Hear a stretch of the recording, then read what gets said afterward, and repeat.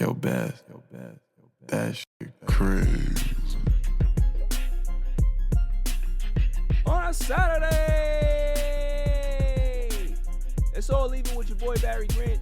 You can catch me on Instagram and Twitter at All Even Podcast. You can listen to the show on Podbeam as well as Apple Podcasts, Google Podcasts, Deezer, Stitcher, Amazon Music, Spotify, iHeartRadio. I'm all over the place, man. And trust me, go to YouTube, hit that subscribe button, like, share, and comment because the page is growing, baby. That All Even wave. Get on that wave. Lots to get into. I'll talk about the USA men's basketball team and how they won gold. I got to congratulate them as well. Phone a Friend is back with fellow podcaster Darren Campbell. We're going to discuss life and podcasting, sports, and all different types of stuff. And then the greatest segment on the planet, Dummy of the Week. So let's just jump right into it. Let's just get the pleasantries out of the way, shall we? I'd like to congratulate the U.S. men's basketball team for winning gold in Tokyo. That was a great feat. You know, they started off poorly in regards to exhibition. They didn't look good. I still didn't like the roster construction, but they put it all together. Kevin Durant went to another level, really led his team and had a great game in the finals. I think he had like 29 points or so against France. So, you know, shouts to the U.S. men's basketball team for winning gold and continuing the dominance of international basketball for the United States. You know, for the players that are, you know, they want to celebrate and kind of, you know, be in their bag and they stuff right now. Talk about, all the people that doubted them and all that stuff. Blah, blah, blah. Okay, I mean, that's fine. I was one of them. Didn't like the roster construction. Didn't like how they were being coached, but they all galvanized together. They got it done. They made it work. And shouts to them. I'm going to stand on my square. I'm still very objective and very fair in my objection in regards to what I saw. But athletes can be able to rise above any type of criticism or, you know, analysis that people will have. So shouts to them. You know what I mean? I have nothing bad to say about those players. They came together and they gelled in a short period of time. It's very hard to be able to put those type of personalities together, find a common ground, find what works, you know, what roles guys are going to be able to accept and take on. So, you know, shouts to them. They definitely play well down the stretch. Moving on. Free agency is pretty much over in the NBA. And how do I feel about my Los Angeles Lakers today? Well, you know, if we want to recap, I put out the YouTube video. I didn't want Russ. Definitely up there now. Obviously, you can go ahead and see it. It's a moot point right now, but it's still a pretty good video. Go check that out on the page. But I said I didn't want him. He ends up coming. And then I wanted to see how they filled the roster out. So they added a lot of shooting. Wayne Ellington. They got Kent Bazemore, Carmelo Anthony. They added Kendrick Nunn. They added Malik Monk. Re-signed THT. So they did a lot of things. Dwight's back. So do I like this team? Yes, I like this team. Are they an old team? Absolutely, they're an old team. But my thing is with an old roster is that these guys are all on the tail end of their career. They've accomplished a lot of individual stuff. At this point of their careers, they want to win. They're going to sacrifice everything they have to do to win. And that's what I like to see. I like teams like this. This is why the team last season or the season before, the COVID season, the bubble season, I enjoyed that team because it was kind of like a scrap unit, put guys together, but they gelled well because they bought into what was needed to succeed. Guys took their roles. Obviously, everybody wants to score. Everybody wants to be the star. But when you accept your role and you know your role and you thrive in that role, that's when chemistry blossoms. That's when teams get better. That's when teams can be able to overachieve. That's what I like. And with this team that happened this season, you had a lot of egos, a lot of guys that had, you know, certain things that they wanted to achieve and certain milestones, and they want to be this and that, and I ain't gonna say no names because I'm holding it for later. But that's the difference between this team this season and the team of last season, is that you don't have egos. You got guys that are saying, listen, I've done a ton in this league, and I'm going to do everything in my power to make sure that we win. So, shouts to Rob Pelinka. I like what he did. Alex Caruso, obviously, he was a tax casualty. They didn't want to go into the luxury tax for him. Would I have done it? Absolutely, but I understand going in another direction. You got Kendrick Nunn. You got Malik Monk, so definitely got some great value. There's still some roster spots open, so definitely want to see where they go ahead and do that, as well as Frank Vogel getting extended by the Lakers. I think that they wanted to kind of get all the difficult stuff out of the way first, finding out who that third guy was, filling out the roster.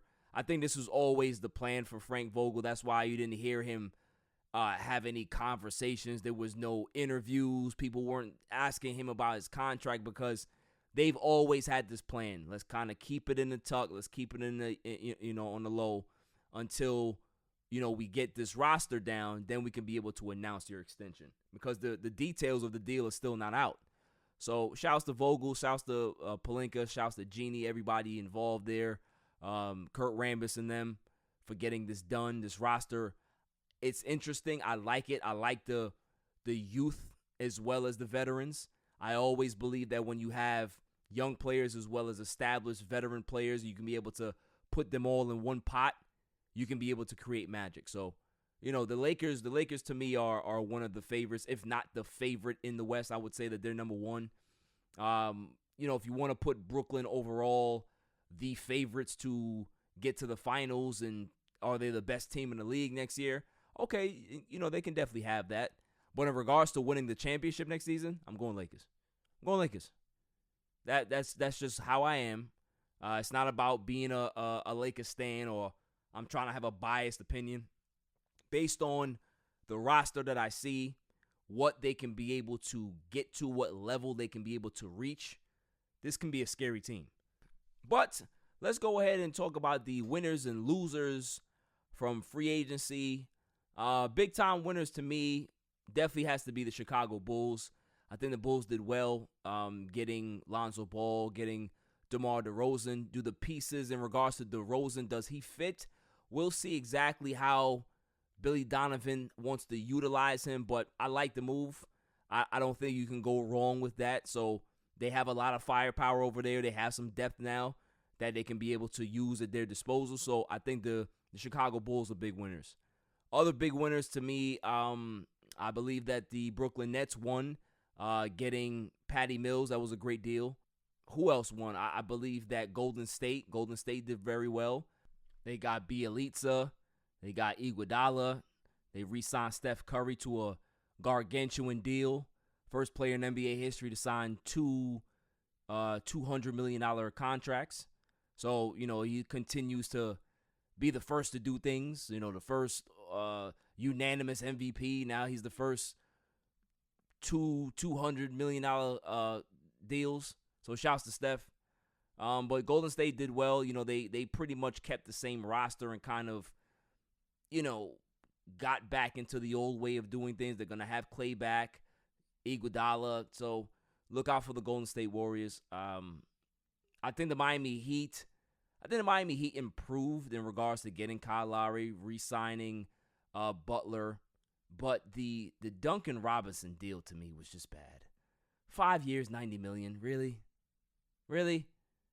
Guy doesn't rebound, can't pass, can't dribble, can't play defense. He can shoot. $90 million for that? Nah. I think that was a gross overpay. I think the Knicks did well in some spots. Getting Kemba Walker on a cheap deal was really good. Re-signing Julius Randle, 4 years, $117 million. People can be able to kind of decide if that's an overpay or not. I would love to know what Bill Pito thinks of this. Shouts to Bill Pito. He was on the show. So I mean, the Knicks didn't do too bad, man. I like what they did. I would have gave Nerlens a 2-year deal instead of a 3.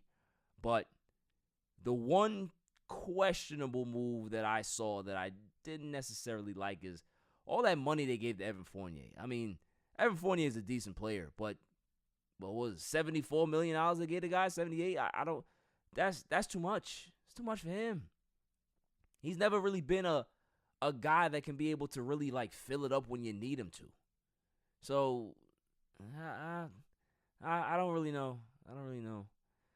Biggest losers to me. You gotta go NBA Siberia. They're up there. They signed a whole bunch of forwards to 2-year deals that none of it makes sense. Like none of the pieces fit together. So they're gonna continue to be NBA Siberia. So shouts to the Kings. The other loser to me in regards to organization gotta be the New Orleans Pelicans. The entire offseason, the rumors we heard that they're gearing up money to make a push at Kyle Lowry because they can be able to convince Kyle Lowry to take $90 million from them. Nobody's going to New Orleans. You have to trade for players. You can't sign guys. And who did they get? They let Lonzo Ball walk out the door for $84 million. They could have signed him, could have kept that big three together in regards to Lonzo, Brandon Ingram, and Zion Williamson. Instead, you break it up and you put in Devontae Graham instead. How does that make sense?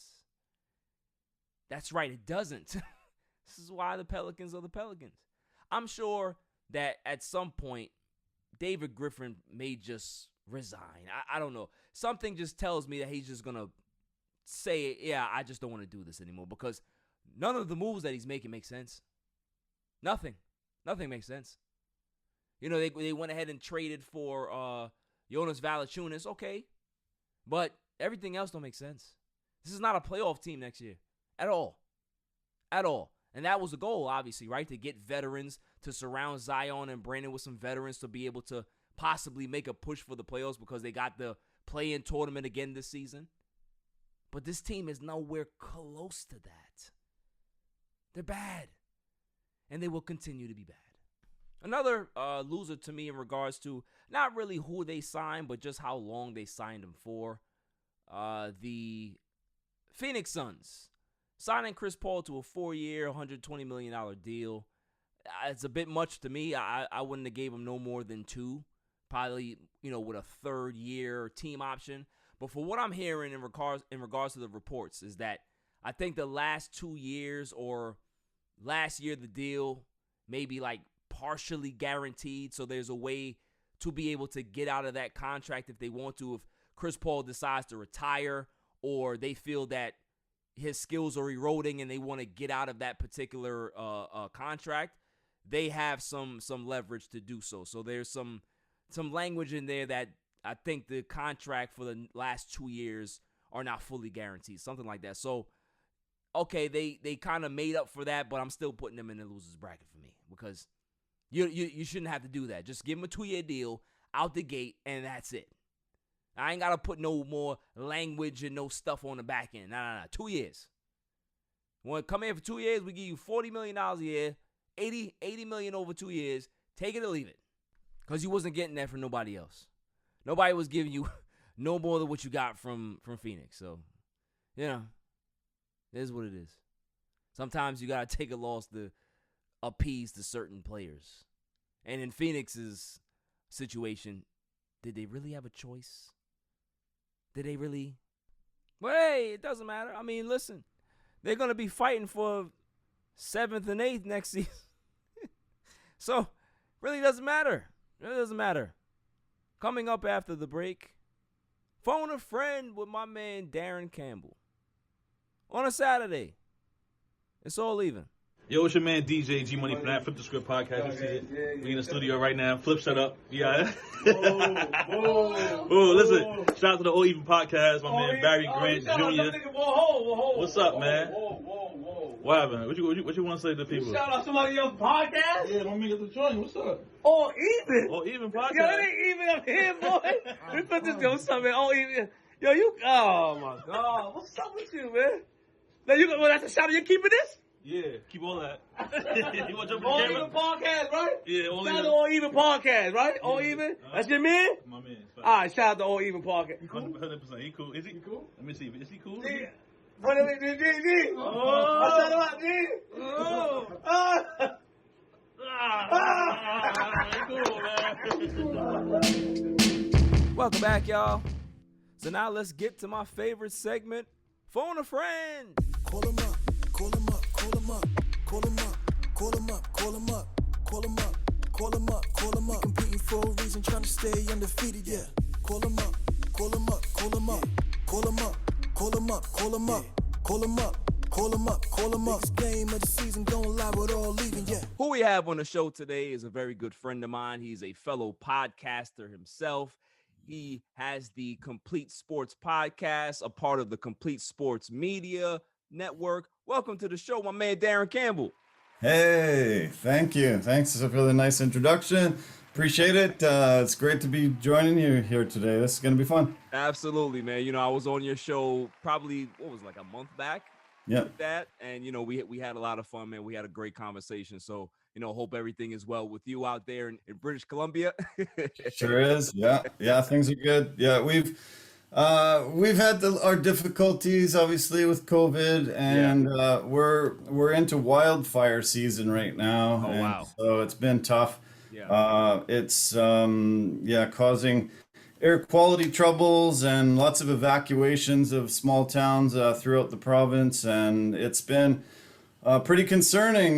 This global warming has really, just reared its ugly head over the last 3-4 summers, and we're having another bad one here. So, something that we have to deal with. But everything's pretty good here.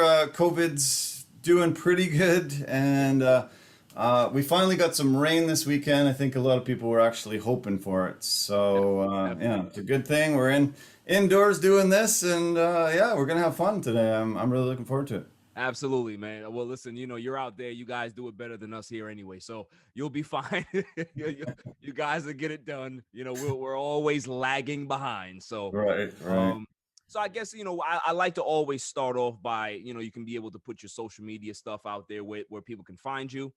Sure. Yeah.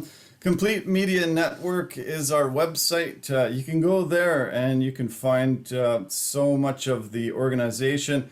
The Complete Media Network is the tree, and then all the branches that are coming down. So we've got sports, we've got music, we've got travel, food and beverage, business, family stuff, lots and lots of branches. We originally started with the sports media, and I was a reporter for over 20 years covering most of the major sports in North America, and started to really not enjoy it as much, so decided to transition into something else. I got into the film industry, which is huge here. We're called Hollywood North here. Okay. And so I've been doing that for the last 5 years or so, and decided, I needed to get back into sports. It's my biggest passion, my biggest love. And so we created this, and it's been going great guns. It's just over a year now, and lots of fun. We're having a great time, and we're getting to meet great people like you. Can't beat it. It's been fun. Nah, definitely, man. Definitely. That's awesome. Like, you guys are doing big stuff. I checked out the website a couple of times. Like, you're very organized. I love the way you kind of section everything off. You have certain trending news topics and stuff like that. Like, NFL free agency, NHL free agency.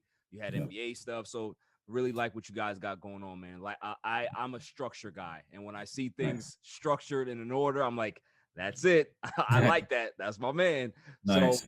So kudos to you guys that at the Complete Sports Network. You guys are complete media network. You guys are doing big things over there. Now, you said that you have a love for sports. Your love for sports dates back when? Like, how long have you been a sports nut?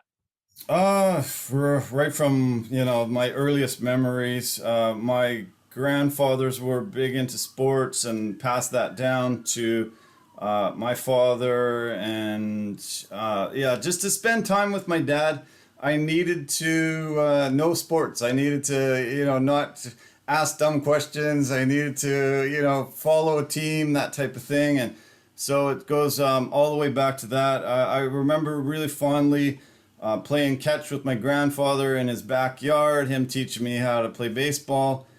He went to a lot of my games when we lived close together. And yeah, it's just been a love there. I started following teams and started getting allegiances at an early age. And I think that really brings out the true sports fan, if you can follow a team and just fall in love with it and go through the ups and downs. I think you become a true sports fan, and playing as many sports as possible. Just loved being around the guys, just being able to have a common goal and try to reach it and try to win, and try to do our best. Was always really, really big. And I think sports is so crucial to have in people's lives. I think it just helps so much to have a fulfilling, full life. And yeah, so it's been there right from the beginning, and it's still going to be there till the day that I take my last breath, for sure. Nah, I respect that, definitely, man. I'm like that too, and I always say that sports is the great unifier. Like, Yeah. you don't have to speak English, you don't have to know the person, but if you guys are rooting for the same team, like the same things in regards to sports, you can be able to have that connection, that bond, and Yeah. it builds it builds character for children. It gives them structure. It teaches them discipline at a young age. So I'm all for sports. I love sports. It doesn't matter what it is. Even if I don't follow that particular sport, I have a respect for that sport, because whether you can play it or not, or you're not a fan of it, it takes hard work for that particular individual to be good at whatever they're doing. So Yeah. it's I really agree. really something that I always look at and I appreciate. So okay, so you grew up always been a sports fan. With your father, your grandfather taught you stuff about sports. You grew up. Now, what were your favorite sports teams growing up? Well, I guess when I get asked that question, usually the Yankees are the first team that comes to mind. My grandfather just talked about baseball and how important it was to his life. Mickey Mantle was his hero, and you hear most guys from that generation. Mickey Mantle Right. was the guy. And he told me just so many stories about just loving that team and being able to see them win so many championships and such an incredible organization. So yeah, that was my baseball team always. Luckily, when the Blue Jays came into Canada and we had the Expos, it was great to have some Canadian teams to root for and cheer for. So amazingly enough, I am a Jays fan and a Yankees fan. Both being in the AL East is a little difficult and challenging, but both those teams I really love. On the National League side, I was always a Phillies fan because I have family that just lives outside of Philadelphia, and they were always big fans of the Philadelphia teams, and I got to go to Phillies games and things like that. And then I guess football, my favorite team was always the San Diego Chargers. Okay. They had something called Air Coryell when I was in that zone to really get into a football team. And I just loved the offensive football they had. Dan Fouts was able to get tons of weapons, and he would throw for 450 to 500 yards a Right. game. And most of their games they would either win or lose 45-42, it seemed like all the time. And it was a lot of fun. No defense, but, just let's try to outscore everybody. And so that was my team. I also actually really like the New York Jets, but they lost me from a lot of poor moves in the front Yes. office and a lot of things that really bugged me. So I think we have a bit of a common Yes. bond there. Yes, Yeah. we both left the Jets. Absolutely. We both divorced the Jets, so we have that in common. Yeah, exactly. Yeah. So, And then, okay, transitioning to basketball.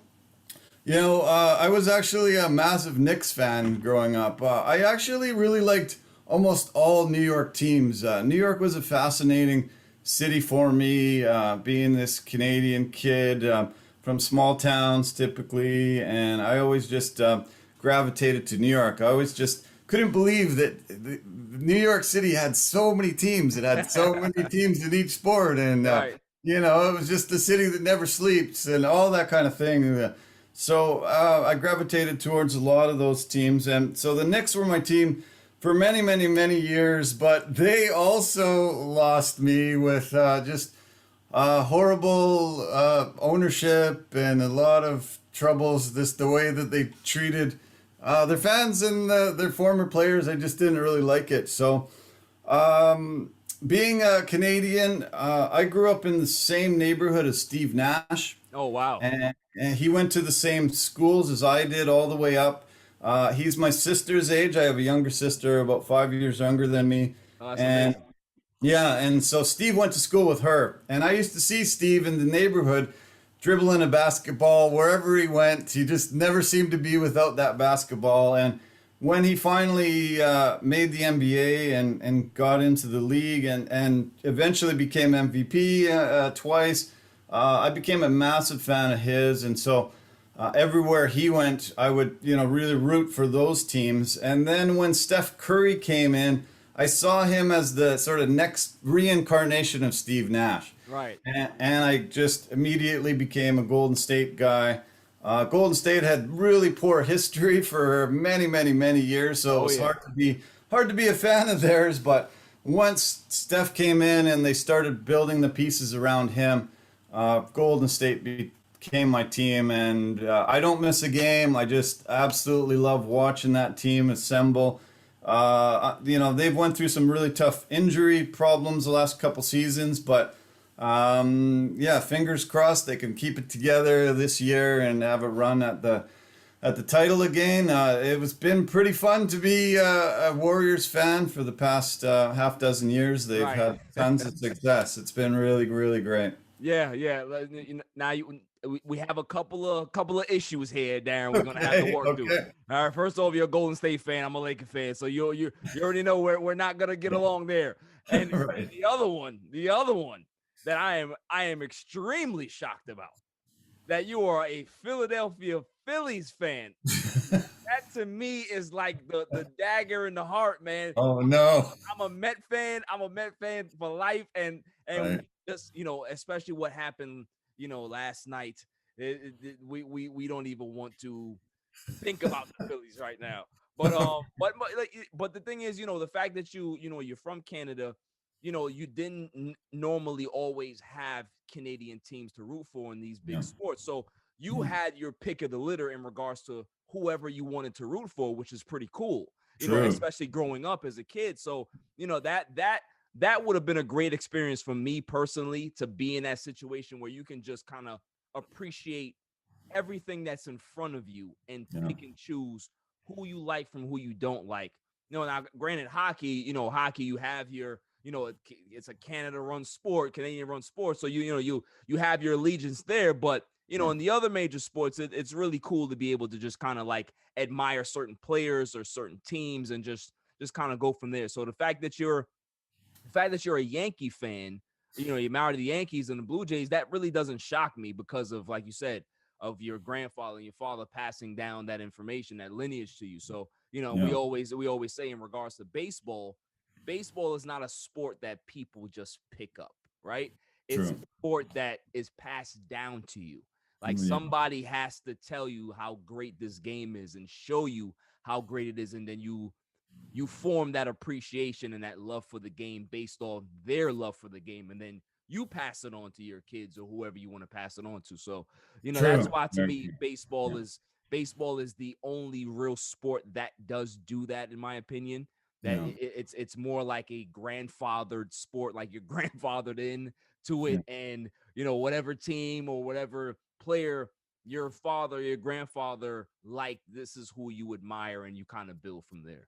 Yeah, oh yeah, I fully agree with that. And I think baseball's the sport that I've most have had to defend Right. to say that it was great. And because everybody says it's too slow and everybody, says they're out of shape. And, there's all these things about baseball that people seem to, when they're not true fans right from an early age or played it, they just sort of key on these key Right. moments and say, oh, no, that's not a sport I can really get on, to be a fan of. But I have defended it, to many, many people. And I've actually turned on a lot of fans to it that never really liked it. Awesome. That's good. Yeah. I was able to explain the sport, show them the great nuances of it, the drama that's created, especially in October when, it means a lot. I definitely have made a lot more baseball fans. So you're right, but it is a sport that has been passed down to generations, and being the national pastime, I think it's something that you can really appreciate if you go to the live events or you played the sport. I think you really understand how great it is. Yeah, absolutely. And we'll touch on baseball a little later. Now, you said that you were in the market of covering sports, North American sports, for like 20 years. Like how did that come about? So did you go to school with the mindset of saying this is what I want to do, or did you kind of just fall into it? Well, it's a lengthy story. I'll try to shorten it down and keep it in the Cliff's Notes version. But it was always just a huge passion and a love, and something that I just love sports so much. And there was some very pivotal moments that really sort of pushed me towards doing that.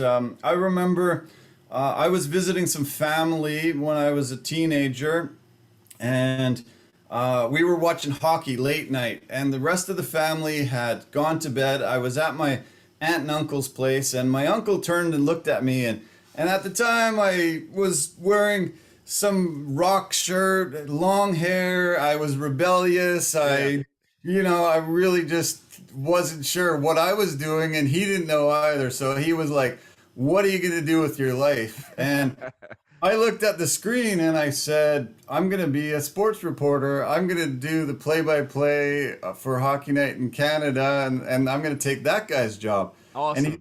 And he said, are you kidding me? Are you a complete idiot? There's no way you can do that. Just get a grip, no chance. Don't be a fool. I see your future being a carpenter, blah, blah, blah. He started saying that. He got so offended that he jumped up, walked out of the room, slammed the door, and went to bed. Oh, and my goodness. I was really shocked and surprised by that. And the next day, my aunt came in on me, and they had a conversation, and she called me an idiot, and everybody was just, no, that's not possible in your life. And it was a horrible moment, but it was probably a bit of fuel. Right. I'm just and not to cut you off there, I want you to finish this story, because I love that. I just wanted to kind of interject with this, is that it's so funny that when you are a younger person from the other generations, right? Yeah. It's hard for that generation to understand what your thought process is in regards to your career or what you want to do, because they're so used to this type of life. Okay, you got to be this, you got to do this, you got to do that, they can't understand when you do something potentially quote unquote unconventional from what they understand.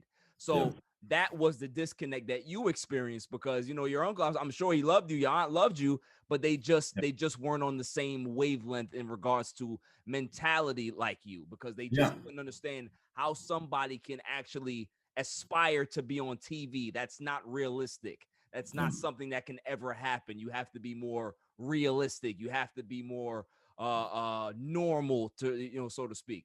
Yeah. No, you're right. You're bang on with that. And I don't look at them with any kind of scorn or anything. That was just out of the box thinking, and it just wasn't something that they could compute at that time. Exactly. That it was a possibility. So fast forward many, many, many years, and the guy that I pointed to on the TV doing the play-by-play that night was the very first guy that I met when I went to my first game live as a reporter. Wow. And I walked up and I grabbed some food at the buffet line. I sat down at a empty table. I took a couple bites, and all of a sudden I heard, "Is this seat taken?" And they look up, and it's him. And his name is Jim Robson, Hall of Fame hockey broadcaster. And I just thought it was just such a full circle moment, that I said I want his job, and he's the very first guy that I ever actually have a conversation with in a media press box. Right. Now, did you tell him your story, or did you not tell me your story? Not that time, but later on, once, I spent a lot of years in the same circles, and finally I did tell him, and he's had that told to him by others too, because he was sort of the guy. He was right. Everybody looked up to him. Yeah. Yeah, everybody looked up to him as the guy that you wanted to have his job. So, but I was I was sort of listless for many years, not sure. Sort of believed them in the back of my brain that how do I even go there? I don't even know what steps to take. Right. And I heard about our local journalism program here in the province. I heard that it was a really good way. If you got that education, a lot of stations would look at you as an option to bring you on. So I went there and I asked them, how do I get into this program? And they handed me a book, and they just said, you have to do all these things prerequisite to get into our program. Wow. And I was like pretty shocked by how many things that they had told me to do, but I just looked at the first thing and I just started checking off the list, and I just checked off the list. And one of the things was go and volunteer at a radio station locally, maybe a university, college campus station, and get some experience being live. And so I walked into a station the next day, and I said, "Hey, I'm looking to volunteer in the sports department here. Can I meet the guy? Can I, see what type of options that you have here?" And they said, "Wow, isn't that amazing timing? Our guy is sick today, and we need a guy to go on the air in an hour. Oh my goodness. Can you fill in 5 minutes for us on the day in sports?" And I was like, at first, what? And then I went, okay, sure. And I was there an hour later on the radio, and that just fueled the fire. It was like, okay, wow, I can do this, right? I can do this, yeah. I probably wasn't it wasn't the best sportscast ever done, but it was, hey, it just a little more practice and I can do this. So that was amazing. And then the guy came back from being sick, and he said, "Thanks so much for helping me out." And he said, "Hey, I'd love to get you into the press box next weekend. I'll set you up with a media pass, and you can go and see the games and give me a report from down there." So That's awesome. I was there suddenly just shocked in front of guys that I'd looked up to, and I always appreciated their talent and skill, and it another fire was lit. It was like, wow, holy cow, just this quick progression. And so so I started covering sports like that for a while, and then I realized that I needed to get into that journalism school, get that formal education, get those connections. And so I went to that school.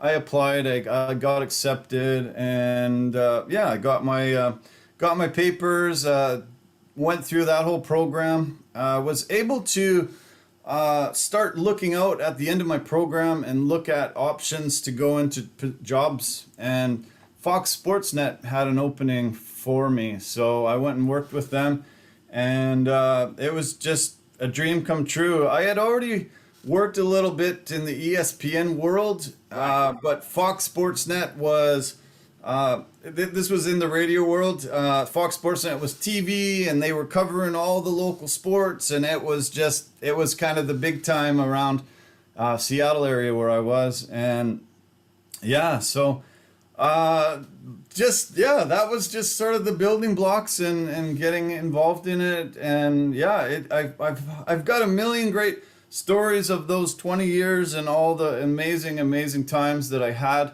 But it became something that I wasn't enjoying as much as I was in the early days. I sort of looked at it as a job and a chore. I didn't enjoy walking into the locker room and trying to get athletes to give me good quotes anymore. Now, what was there a reason for that? Did something happen, or were you just kind of feeling burnout?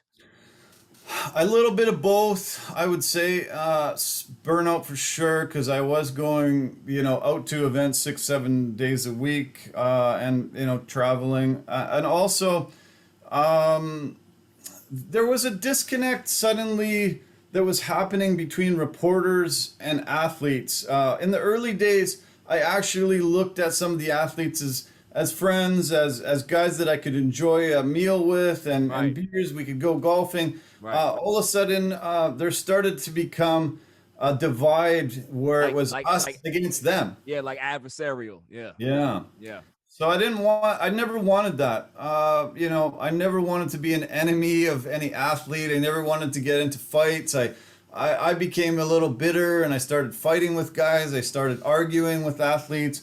I started really not liking them because their personalities were a bit abrasive, egotistical, and a lot of issues there. And I never wanted to lose my love of sports. I never wanted to. I didn't really want to care what the guy was like off the court, off the field. Right. I just wanted to appreciate his performance there, in the sport. So I needed a change, and I decided to transition to something else. I became an agent for a little while, and I represented some athletes. I tried really hard to get them a lot of money, outside the field to play. That's obviously where you can generate massive amounts of wealth, for athletes. So unfortunately, when I chose to do that, we had that economic downturn in the world, and most companies started tightening their purse strings. They didn't want to spend money unnecessarily. Advertising was kind of the first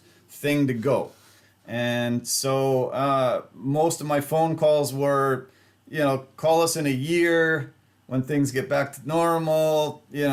We can't do anything. We've been, everything's frozen. Our budgets are cut. We don't have that money. So I didn't want to harm my clients on, not being able to get them the things that I thought I could. And, and so I hope that they could get representation, and maybe there was more relationships that had been built in other areas where they could get that money. I didn't want to hold them back. So decided, time to step back from that completely and transition into something else. And funny enough, I just sort of fell into the movie industry, and that's kind of where I've been for the last few years. Nice. Now I'm a big movie buff, man. Like I grew up, I'm 36 years old, so I was born in 85, and nice. I was one of those kids that, yes, I had my Saturday morning cartoons, right? But I also had my Saturday morning HBO. And my mother used to call me the TV guy because everything on HBO I watched. So she would tell me, "Hey, Jay, did you watch this movie? How was this movie?" And I'd give her a synopsis of the movie that was actually, I was always like that. So I've always had a fascination and an appreciation for film. So, what types of film do you like? And, what is your favorite genre in regards to that? Man, I like a variety of movies. I would say my favorite genre, has to do with sports. Anything involved in sports, music. I really love action movies. I love comedy. I really would say that my taste is quite varied. Okay. But yeah, I'm still a big movie guy too. You know, I just want to consume, you know, movies as much as possible in my free time. Yeah, it's something that I really appreciate. I think it, yeah, enriches my life when I see good movies and I see, you know, people put together very, very amazing productions, and it's been really great to see it, you know, in the process of being made, you know, right from the ground up. I've been part of these productions, and that was a really fascinating aspect of this job to, you know, just see somebody puts pen to paper, writes a screenplay, and then all of a sudden hundreds and hundreds of people take that and run with it and create something. It's amazing. Right. Yeah. No, definitely, man. Like I would definitely love to see the, you know, the inner workings of how that stuff works, man. Because like I said, I have such an appreciation for film. And Nice. you said that, you know, you love sports as a genre, other stuff. My favorite genre of film is horror. I love horror Okay. movies. Oh wow. Yeah. It's so I do too. funny. It's so funny how it happened, Darren, is that when I was a kid, I couldn't watch any horror movies. Like Okay. I was completely turned off by anything that was scary, right? I see. And Nightmare on Elm Street came out. Okay. And everybody's saying, hey, you know, this is one of the best horror movies of all time. I was not going to watch it. So my cousin forced me to watch it one day. And it was the worst time of my life because I was like, I'm gonna die. Like this is going to, if I watch this, it's gonna happen. Like Freddy is coming for me. Something's gonna happen. Don't want to go to sleep because I don't want to go to sleep. I don't want to take a shower and pull the curtain. None of this stuff. So then you know, back in those days, in the 80s and stuff like that, early 90s, they would have things called movie glitches. You understand about movie glitches, right? Where there's something in the movie where they didn't really edit correctly. Yeah. And it was a scene where I'm watching Nightmare on Elm Street and I see Freddy jump off something, or he falls off something, and I see the mattress. Oh no, really? A little bit of the mattress. Oh wow. And I'm telling you, the whole movie, I am just like terrified. But once I saw that little part, I said, this is not real. Cool. Nice. And this is what I'm saying. Like it happened because I watched so many movies, so much film, that I understood how structure and things worked. And I'm like, okay, I don't think that was supposed to be there. Sure. And now I'm like, okay, this is not so bad. From that day on, it was nothing but a horror movie. That's amazing. Wow. Because I was looking for more movie glitches. I was looking for what would be able to entertain me and make me laugh. So there's times where, you know, my mom will come in the room and she'll hear me laughing, right? Yeah. She's like, oh, what are you watching? And she'll see a horror movie on. She'll be like, why are you laughing at this? I'm like, because this scene was funny, Ma. Like this. And she was just like, yeah, I don't understand that. I was just going, so, you know, it was just, it's just funny how things happen. But, you know, I love film, man. I'm such a buff. Now, you said that sports is your favorite genre, or, you know, one of your favorites. What is your favorite sports movie if you could pick one?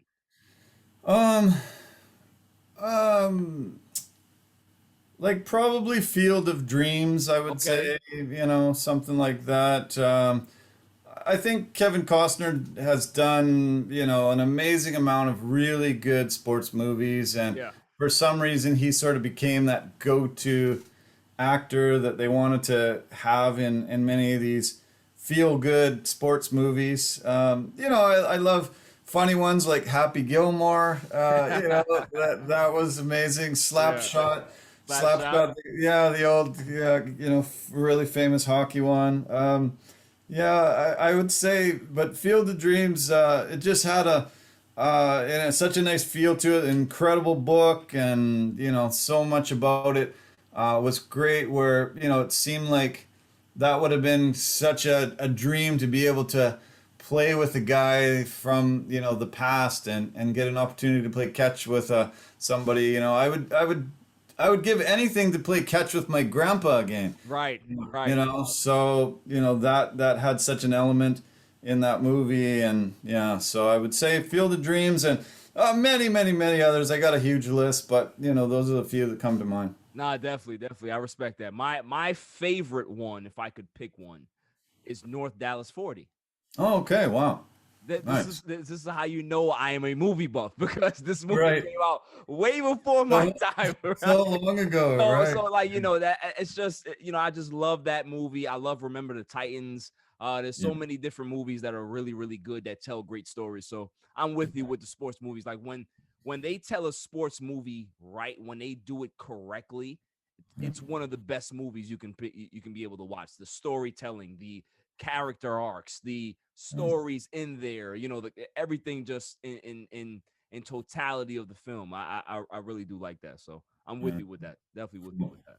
Yeah. Okay. So Yeah. Well, just before we move on, I want to mention something quickly. I had to go to get a COVID test to start a new production this past week, and while I was standing there, a mother and her very young daughter were about to get the COVID test, and I'm not sure if both the mother and the daughter were going to be in the production. I feel like maybe it was just the mother, and she was talking to another actress at the same time, and the other actress said, "Do you know much about this production? Do you know, what it's all about?" And she said, "Yeah, I was in the previous production that this team put together, and it's very dark. A lot of murders, a lot of really heavy, dark moments." And she said, "Hang on a second," and she put her hands over the girl's ears, her daughter's ears, and said, "The last show I was murdered with an axe in the head."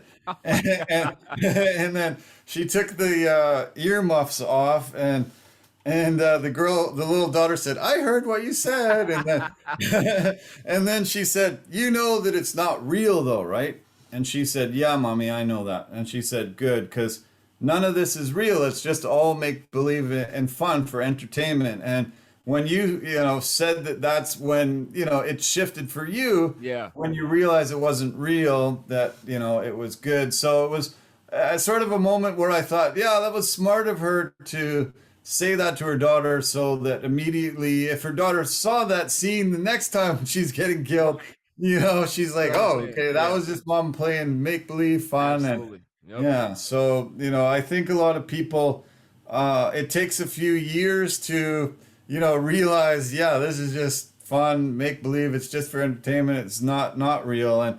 And I had moments like that too in the horror genre. I remember being really afraid in some of the movies. I remember a scene where a guy was laying on his bed, and he all of a sudden an arm reached out from under the bed and grabbed him and held him down, and an arrow came out the back of his neck, through his neck, and oh my God.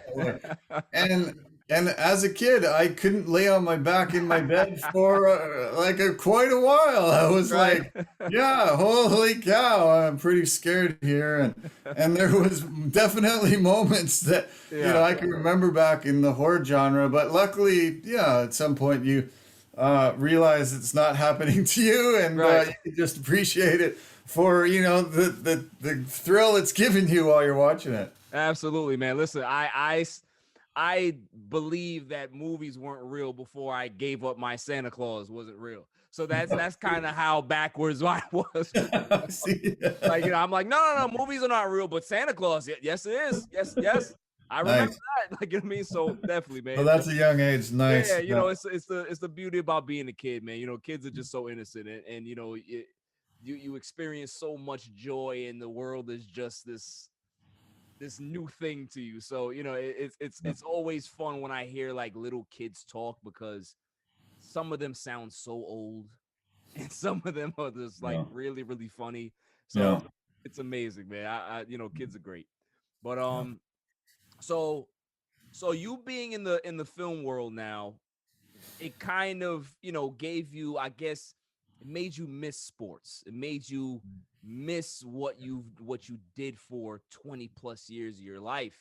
And so what kind of sparked you to start the sports podcast? Like how did that come about? Like there had to be a moment where you woke up and you were just like, okay, this is it. Like this is the Yeah. Well, it was always hard to find the time to put in to figure out what I wanted to do, and I saw this podcast world as something that intrigued me. I like watching podcasts, listening to podcasts.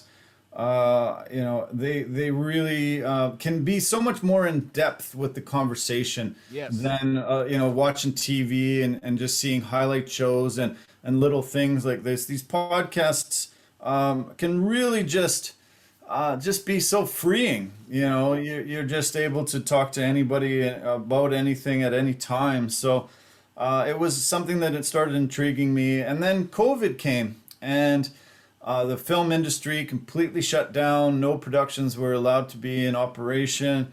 And I had been recovering from a car accident. I was injured in a car accident. Oh, wow. And I had been not working for a while and doing some rehabilitation, trying to get better. And I finally said, well, the rehabilitation forced me to go home. The film industry has forced me home too.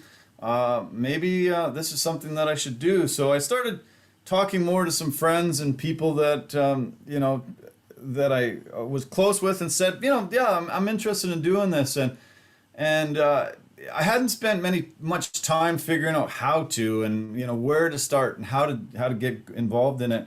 But luckily, I had done a few Zoom calls for the rehabilitation program. So I had set up an account, and I had done a few of these types of things, and so I thought, okay, well, that's sort of the first step, I guess, so I jumped into it. Also, I was kind of unsure of some aspects of it, and I just needed that last push, and I got a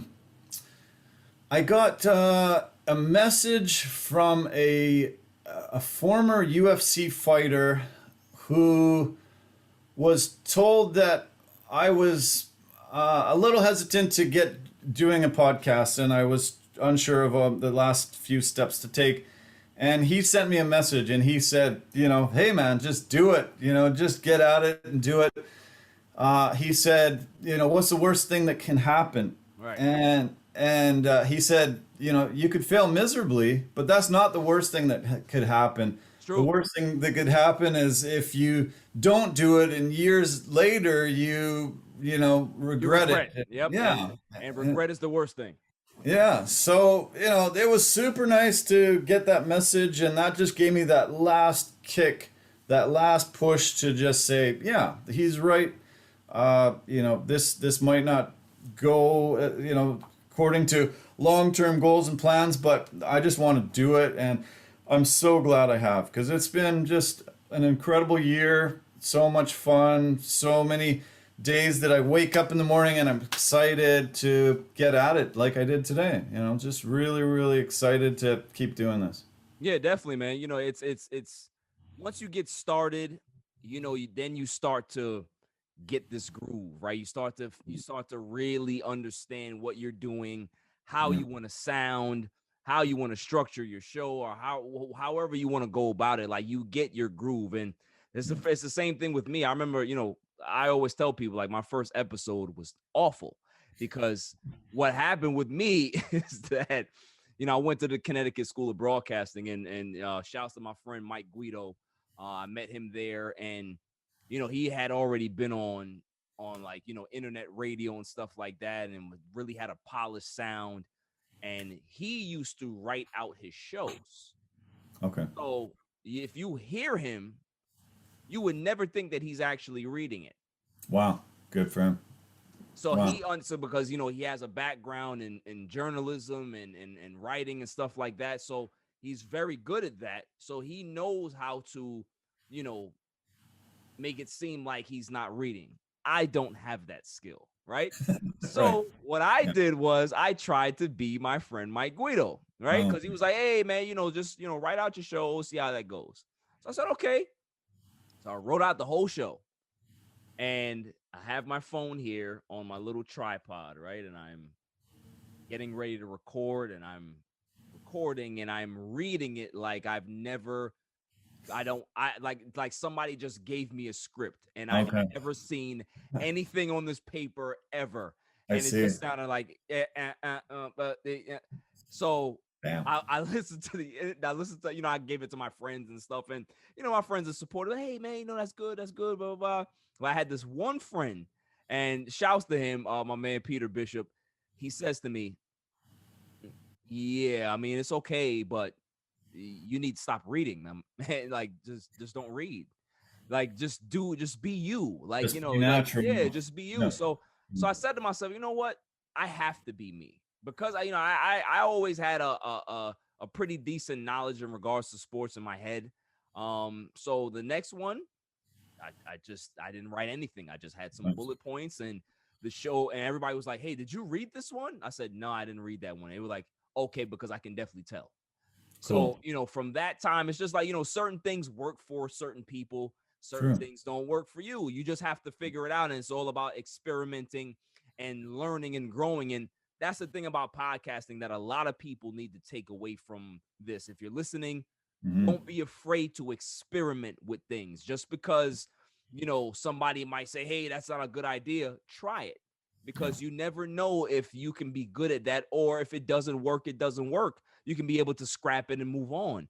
But True. You should always be willing to experiment with new segments, new sounds, just different things to kind of see what your range is and what your limitations are. It's okay. Everybody has limitations. Everybody can't be well-rounded and well-versed in everything. You have to experience that and experiment with things. Very good point, man. Very good point. And it's nice when, we can have a conversation and, if things come out where, we can help the people out there that are sort of in, our shoes about a year and a half ago, and they're thinking of doing this because, I think it's so rewarding. And I'm very interested in people. I just love meeting new people, and I love hearing their life story, and I love digging into what they were thinking at this moment in their life. I'm very curious, and I think that just fuels me and drives me. It really was one of the main reasons why I wanted to be a sports reporter, because I wanted to have that unlimited or that unprecedented access that all the fans aren't getting, that I can be in front of Michael Jordan 10 minutes after he just scored that winning basket and ask him, how did it feel, and try to give that back to all the fans so they kind of can know what it feels like. And that's where I wanted to be. So I want to do the same for people that want to get into this genre and this avenue of a new media that's, it's very new, really relatively new in the world. So, it's something that people are discovering on a daily basis and starting, and it just enriches your life, meeting great people that have interesting life stories. Right. No, definitely, man. I think in the next 5 or 10 years, I think most of these major companies, they're all going to be kind of like transitioning into hiring people to just do it from their house. Like, they're not going to be like, if you work for ESPN, you don't have to go to Bristol anymore. You can just be in your house doing whatever you do. Like, set up your production here. Like, that's just where I feel that the genre is going, the field is going. So, the more people that can be able to create their own content, it's the better, because you're able to kind of, be your own boss and kind of learn how to do things without a big production behind you.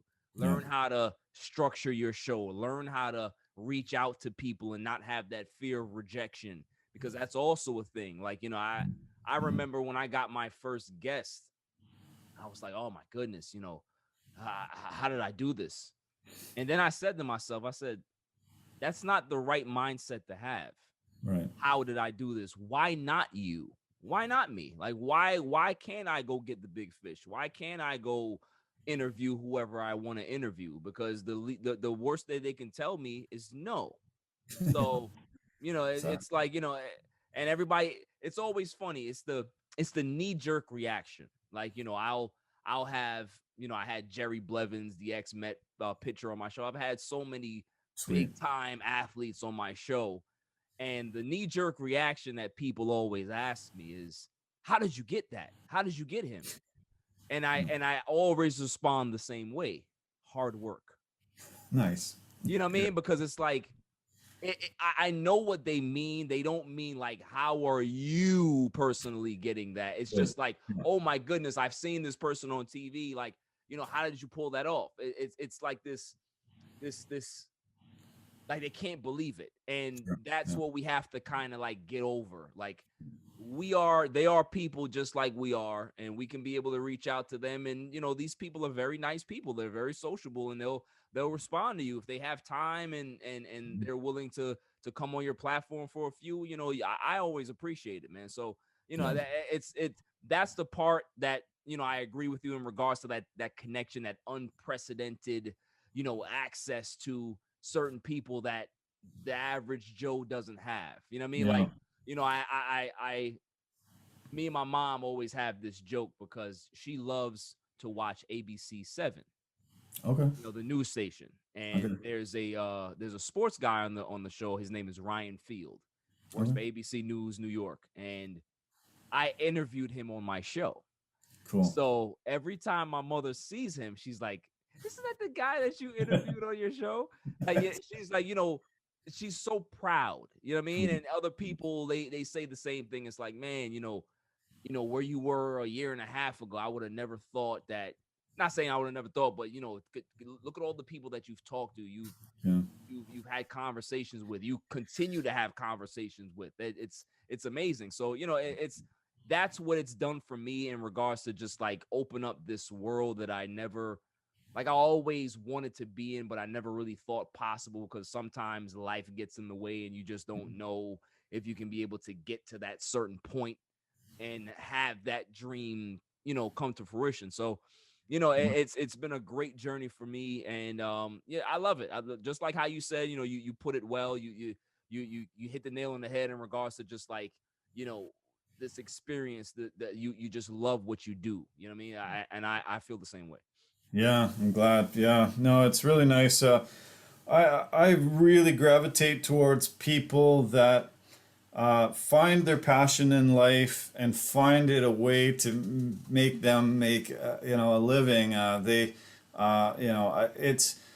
There's too many people in life that are going to jobs that they don't like, and they have to trudge through life doing something they don't really want to do because they're in a situation where they need the money and they don't know the options to get them out of that situation. And I've never wanted that. I've tried many different careers, and I've left them all when I've really felt like it was a job. Right. Oh no, I don't want to go there today. As soon as I start feeling that, I need to make a transition and get to something where I wake up and I'm looking forward to doing that today, not dreading it. So we only have one life as far as I know, and you only live once. And so, I've always wanted to wake up in the morning excited about life. Of course, I haven't had that every day of my life, but for the most part, I have. And this is just another extension to that. And who knows where this will lead. But, you got to take the first steps to, start on a journey, and the path will be a little windy. Right. And eventually, I will have somebody sitting in the chair opposite me that I've always admired, looked up to, and really curious to find out some interesting facts about their life and make friends as well. I'm a social person, and I want to have the ability to have friends around the world. I've been able to make friends in this city. It's very multicultural, and I've made friends with people from countries all around the world, and been able to go and visit them, in their country, and they can show me around. And it's another aspect of it that I, really, really appreciate. Yeah, no, definitely. That's another thing about this, that you meet so many really, really nice people, and people that just kind of like share the same, goals and aspirations that you have, man. It's really cool. Like I've met a podcast community of people that we're really close. We've become great friends. Like, you in that particular network as well. Me and you are, we speak frequently. So it's always cool to experience that and to meet new people and do that, man. It's such a rewarding thing in my opinion. I don't think that there's anything other than like physically playing, because I remember like when I was playing sports, I used to get that feeling of like just locking in, and I never used to hear crowds. Like any big game that I played, any CYO tournament or whatever it is, like as soon as I got on the court to play basketball, I heard nothing. Cool. I heard nothing but the basketball. Nice. And that's kind of like how I am now. Like when I'm doing my shows, I only hear my voice. Great. It's like I get this tunnel vision where I'm just like focused on what I have to do. You know what I mean? And that's when I know that I'm doing something that I'm really, really like locked into. That's great. Yeah, good for you. Yeah. Yeah, I loved playing sports so much, and these past couple of weeks with these free agency frenzies, I was like, damn, I should have practiced more. Damn, I should have been playing more. I should have spent more money on, like LeBron says, he spends $1 million on his body with all the people. I should have been spending every single allowance, paycheck, everything, because the money that has been handed out in the past little while is just incredible, and I would love to be able to cash some of those paychecks. So it's hilarious to see how much it just gets pushed further and further and further every year. And now I don't know why, but this off season it's just been incredibly shocking. Billions and billions of dollars are being handed out to these athletes, and I really wish I could have pushed myself a little bit harder, a little bit further. I wish I was Steve Nash dribbling that basketball everywhere I went, sleeping with it probably. But now I get to, talk about it and, be amazed at the incredible abilities that these guys have, and what people are willing to pay them to demonstrate and play their sports. It's a phenomenal thing. Absolutely, and that's a great segue into the NBA free agency, Darren. So let's go ahead and talk about that. What were your takeaways from the NBA free agency? Because there's a couple of teams that stand out to me. I want to know what you took away from it, and then we can be able to kind of have a conversation about it. Sounds great. Yeah. Well, man, it's just there's a lot to wrap your head around, but. I think, probably the biggest move that comes to mind when I think about it all is Russell Westbrook going to the Lakers. And the strangeness of that move in the early thought process, like, why would they be targeting him? It didn't compute and make sense. I just didn't see that big three as, the greatest move. And the Lakers, I only really think they didn't go as far as they wanted to go because of injury troubles. Correct. It wasn't a roster makeup problem. It was just AD and LeBron weren't, healthy, and they just didn't have that ability to stay on the court. You said the best ability is availability, and they weren't available. So I didn't think they had to blow up this roster. I didn't think that was a necessary thing, and especially bringing in Westbrook, who, has had challenges with other teammates, and, he's a special, incredible athlete, incredible player that's, once in a generation type of guy, but you have to have the right fit in my mind, and I just didn't see that fit. I'm going to call the Lakers the Los Angeles geriatrics this year, I think, because I can't believe all the, veteran minimums they had to bring in. And, oh, my God, like it's 35, 38 and over. Don't do my team like that, man. Come on, man. Nah, but listen, I will tell you, it's so funny because I had it on my last show that I said that I'm a bit of a jinx. Because I put out a YouTube short video about me not wanting Russell Westbrook on the Lakers. I see, because, he wasn't a good fit. His game, it takes you have to completely change the way you play basketball Yeah. as a team to be able to fit him in. Yeah. And it's an adjustment period. It really takes a long time to do. And I was very against it. Then the trade happens, and I'm just like, I've had enough. I don't like this. I don't like this move. Then I was like, you know what? LeBron James has always been, I've always called him the point guard whisperer. Like, no matter what point guard he plays with, that point guard elevates his game. You're right. You can go ahead and look in the history. Eric Snow, Mario Chalmers in Miami, Mo Williams. Kyrie Irving. Obviously, Kyrie's a great player, but playing with LeBron, he went to another level. So like if there's anybody that can be able to get Russell Westbrook to buy in to what the culture is in LA, the winning culture, you have to sacrifice. You got to understand that how you play the game maybe is not the ideal way of actually winning. It's not conducive to winning. So if you dial it back and kind of trust the other two guys that we have here, maybe it can work. So that was my first thought process. The other thought process was I have to see how they fill out the roster. And, they got shooting. Now, the Lakers were the #1 defensive team in all the NBA last year. Yeah. Problem with them last season, though, was they would go on long stretches where they could not score the basketball. No, exactly. They were one of the worst shooting teams in the NBA, but one of the best defensive teams in the NBA. We saw even in the Phoenix series, even when Anthony Davis went down, LeBron is banged up, Anthony Davis is hurt, but nobody else stepped up. Why? Because they did not have enough firepower. So just, going back to your point saying that you don't believe that they needed to shake up the roster, I don't really agree with that. I believe that this roster needed to be shaken up a little bit. Like, Kyle Kuzma, I believe that his time was up. I wanted to. It was up years ago. I thought. Oh, yeah, definitely. I actually had a, I had a bye Kyle Kuzma segment on my show. It's really funny. I'll send it to you so you can hear it.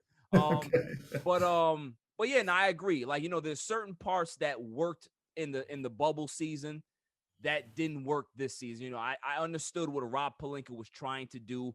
He was trying to make the team a little bit more Swiss Army, like versatile. You can be big and small and play different lineups.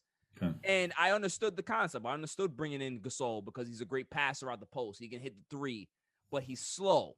So, there's no, the shot blocking ability that we had last season is not there. Dwight's gone. JaVale's gone. Now you have Gasol. Now you have Harrell. You don't have that type of team. It's more of a finesse team this season. I understood the concept. It didn't work. Now it's time to kind of go back to having rim protection. And what I love that they did was, although these guys are long in the tooth, like you say, and I agree with you, they're definitely old, but the one thing that you can't teach is experience. The other thing that you can't teach is chemistry. Certain guys, when they're young, because what we saw with this Laker team, and I'll give you this point, you'll kind of understand where I'm coming from, Darren, is that they brought in guys that had something to prove already.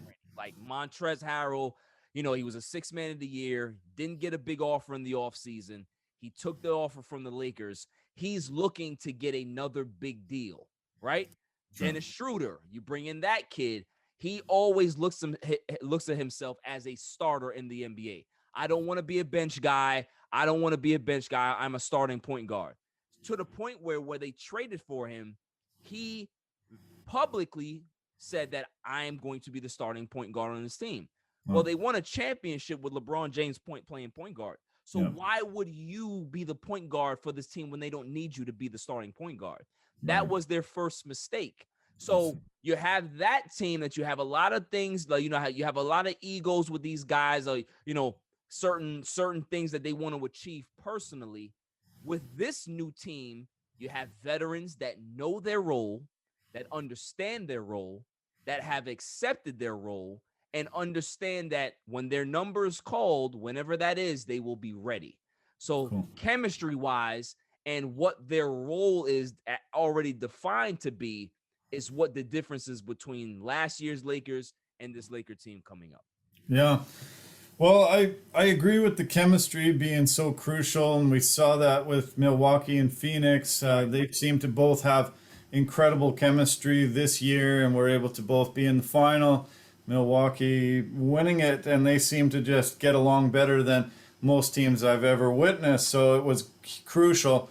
I do worry about the Lakers, just injury woes. This is a young man's game. You've got all these veteran players, and if they're not playing a ton of minutes, are they going to come in, be a little cold, not used to the rigors of the schedule? And, this is going to be, tough when you look down the bench and it's, no young legs coming in. It's, it can be a little difficult. Let's hope they can keep healthy, because it is great when that team is all healthy. They're, fun to watch, and they definitely, should have title aspirations. I hope the chemistry is okay with those big three, and then, a lot of these pieces that are coming in. I always actually hope that Melo and LeBron would play together, coming into the league at the same time. And there was even talk back then that maybe we should pick Melo over LeBron. Amazingly enough, there was some pundits that said that, guys that had suggested he was better. I remember, even coming out of the draft, they were saying that, Carmelo was the national champion. He led Syracuse to the national championship. He's the better player than LeBron is. Yeah. So, but yeah, I mean, you've got Ariza, you've got, just a lot of older guys. Ellington's 33, and you got quite a few guys that are long in the tooth. I'm just hoping, that they can fill out the roster with some young legs. I don't see, it's going to be sort of two camps, young guys and old veterans, and I don't know if that chemistry can work, but, we will see. Winning sort of helps everything. So, if they can stay healthy and they can win and they can figure out how to keep Russell in there. I know that AD has always complained about playing center, and he doesn't want to play that. So we'll see if, they can have somebody, take those minutes and be in there for that. But I mean, it's, the Lakers are probably the biggest conversation we always have about basketball going in the last, since LeBron has been there. Definitely, something that we look at heavily. There's a lot of strange moves that were made. Chicago seems to, have been really trying to get back to that upper echelon. DeMar DeRozan. What did you think of their moves? They brought in Lonzo Ball. They brought in DeMar DeRozan. What were your thoughts on those two moves? Well, I think the move for Lonzo was brilliant. I'm not sure why New Orleans did what they did. It seems like it's the Pelicans, Darren. That's why. That's why. Yeah, very weird. I thought he had good chemistry with Zion there, and I thought they could grow together and be a solid force for a while. But they made a very strange move there, and I think it was a brilliant move by Chicago. DeMar DeRozan, I watched him very closely in his whole entire Raptors career, and there was some limitations there in Toronto that were glaring to a lot of people. He went to San Antonio and became a lot more well-rounded under Pop. Absolutely. Yeah, and so I think he does bring a lot to an organization. He knows how to get to the free throw line a lot. He knows now how to dish the ball off when they're, coming at him and he doesn't have an open look. So, I think it's good for them. I see them being a playoff team and being able to, be closer to the upper top of the East. There's still going to be those top teams in the East, Brooklyn, Milwaukee, Philly, that we're going to hear about. I think the Knicks made some good moves. I think, they finally were relevant last year. Right. And, I think that they've, been able to bring in some guys that will help them. And I think, we can see them playing some exciting basketball again. And, but, yeah, I'd say, those are the things that jump out at me. Chicago, I think will, finally seems to be putting some together there. Pretty good. Yeah, I agree with you. I think, I don't really know what to make of Chicago, but I do agree that the Lonzo Ball move was gold. That's something that you needed to do. You have enough scoring there with Vucevic and Levine. You have Kobe White now coming off the bench for Lonzo, so that works, or you can be able to play them in the backcourt together.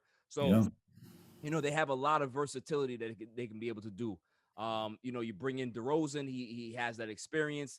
DeRozan can't shoot the three, but he can play make. So that's one of the things where I want to see how it works. So they're going to let him handle the ball. They're going to have Levine play off ball. Like, we'll see how they can kind of like put that together. Billy Donovan really has his work cut out for him, because I need to see how this is going to work, how it's going to gel. But they do have talent, and I'm curious to see where they finish in the East. I think that they can be able to.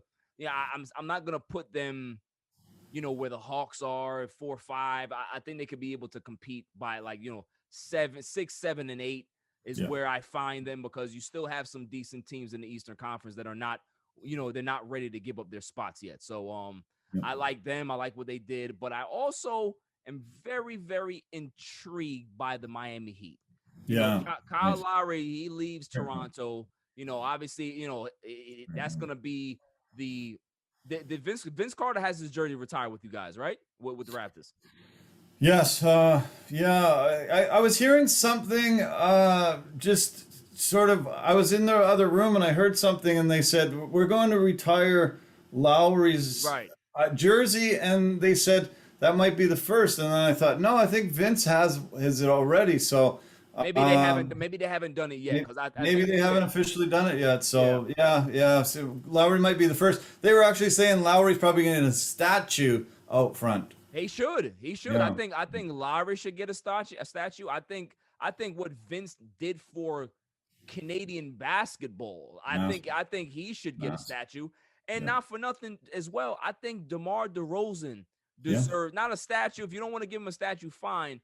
But he deserves to have his jersey retired with the Raptors, because he put in some really good years. There was some good teams with Toronto that they couldn't beat LeBron James. It wasn't the fact that they weren't good. If LeBron wasn't there, you probably would have had the Raptors in the finals before. So, exactly. Yeah. They had some good runs there. So, I hope that Lowry's going to get his due, but I also hope that DeRozan does get his due as well. Hopefully him and 𝐦𝐸 𝐦𝐤 can be able to mend the fence in regards to, I believe that they are getting there, because he was on a podcast recently that, he said that, he understands that it was business, but he was very upset about it. He wasn't going to sugarcoat it. So hopefully that they can be able to repair that relationship to the point where, he can be able to have his jersey retired. But, going back to Miami, very interesting roster that you would bring in Kyle Lowry. You would give him that type of contract. They extended Jimmy Butler. They gave him 4 years, $184 million. This was the one that really I wasn't really too fond of. Duncan Robinson gets 5 years at $90 million. Lots of money. Yeah. That was Darren, make it make sense to me, because I understand that in the NBA, perimeter shooting, 3-point shooting is at a premium. But are we talking about this type of premium? He's not a player. He doesn't dribble. He doesn't pass. Can't play defense. 90 million? I just think that they're just throwing money out just to throw money out, I can't see that ever being something that we look at years into the future as a value deal. Wow, that was great. No, it's not, but they wanted to keep that core together that did so well in the bubble and went so far.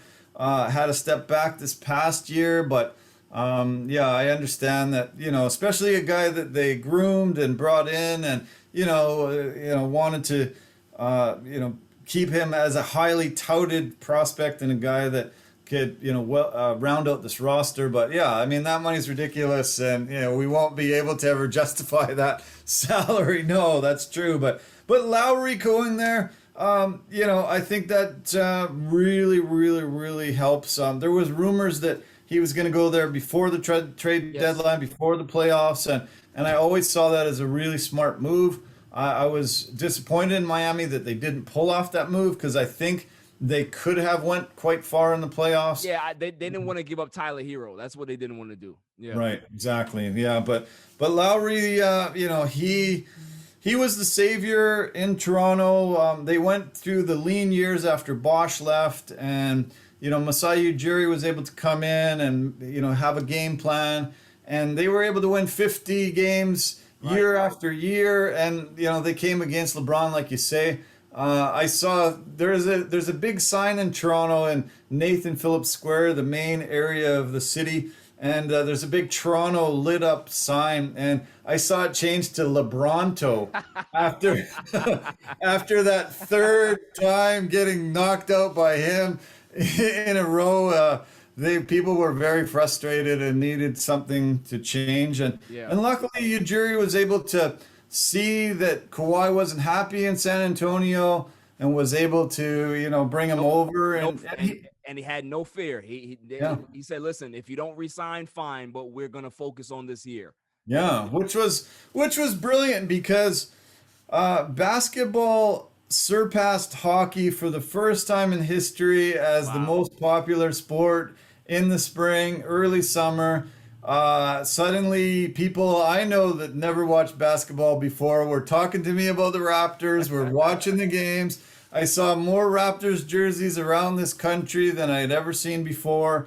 And it was Ujiri being able to make that move and a lot of key moves, bringing in veteran guys that were able to assemble a close-knit roster that went all the way and won that championship. And it was really super valuable for that franchise, for that organization, but for basketball across this nation. And you mentioned it earlier when I was talking about being a Canadian and being a fan of sports and of teams in other sports. And luckily, the whole entire nation was behind the Raptors when they went far and when they started winning and going on that streak. And that's never going to happen in the U.S. There's not one team other than your national team that just won the gold in the Olympics. Not one team in the NBA is the whole nation going to get behind. So, Absolutely. So it was really great to see. And all of our Canadian teams in the NHL that year were out of the Stanley Cup playoffs. So the Raptors became that team. And I would go to the bars and they were full of people.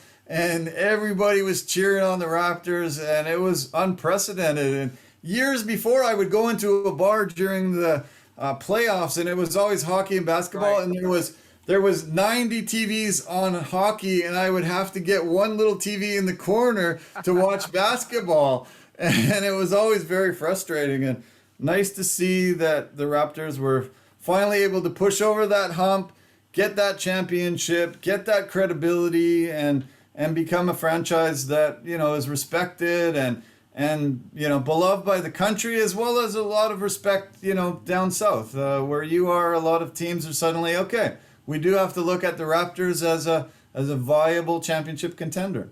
Yeah, I completely agree. It was one of those teams where I didn't hate. I was always a big fan of Lowry's game. I loved his game. DeRozan loved his game as well. Wasn't a big fan of Kawhi, but I understand the business of it. But what you're saying, like the whole country just kind of galvanized around this team, and it was just so amazing to watch that. You know what I mean? And you kind of you got caught up in that, and especially because they took down the Golden State Warriors. Although the Golden State Warriors were banged up, it's still the allure of the big machine, right? So the little Toronto team takes down the big machine, and the city of Toronto, Canada, the country of Canada will always have that year to celebrate. They'll always be able to look back at that year that they had, because it was a real special year for Raptors basketball, man. So definitely a great time to actually witness that and to see all the the celebration and the adulation and all the excitement that people have for that Raptors team. Definitely. It was fantastic, and it's just nice to see. There was celebrations. We saw the Deer District Right. there in Milwaukee, and that last game they said they had 65,000 fans down there and 20,000 inside the arena, and but there were celebrations across this country, Right. all over main squares, main downtowns of all these places, and you mentioned Vince Carter a while ago, and that really jump-started Canada basketball. Yep. We don't see all the Canadians in the NBA, in my opinion, right now without Vince Carter. Absolutely not. Absolutely not. And now, because the Raptors won, 10, 15 years from now, we're going to see the fruits of that labor. Absolutely. We're going to see all these Canadian players having an opportunity to get into the NBA, and it helped Canada basketball. It helped so many kids that weren't into skating, didn't want to play hockey. Right. Growing up in hockey's an expensive sport. You're growing up in a house that doesn't have the money to put you into hockey. This gave you an option. Hey, there is a professional option. I can make the NBA because I've seen it happen, and to see the basketball courts everywhere in Canada filled up because of the Raptors doing well, it warmed my heart. It made me feel really, really happy and proud. Unfortunately, they beat my Warriors, so I had that still feeling. Right. But long picture, I'm super excited and happy for the Raptors to get that championship. And Lowry being such a huge piece. There's been so many adulations and great stories on him and his career coming onto our local TV lately.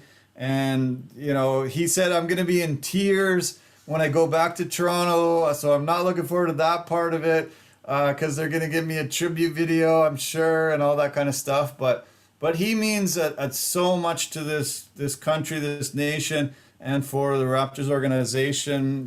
He was able to come in and him and DeRozan had a real tight relationship. Yeah. And DeRozan coming from Compton, I think he was like, what the hell am I doing here in Toronto? Like, Well, man. he said on the podcast that he was recently on that was the best thing for him.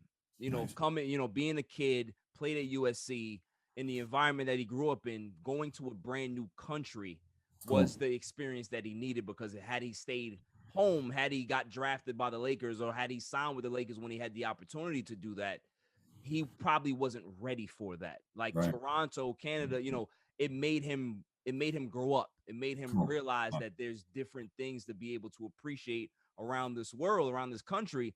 And, now he's a more well-rounded adult. So, it definitely is what he needed. And sometimes we don't see it until we get older, that certain things that happen to us, it needed to happen. You know what I mean? Cool. Yeah. I always wish that here on the West Coast when we had the Grizzlies.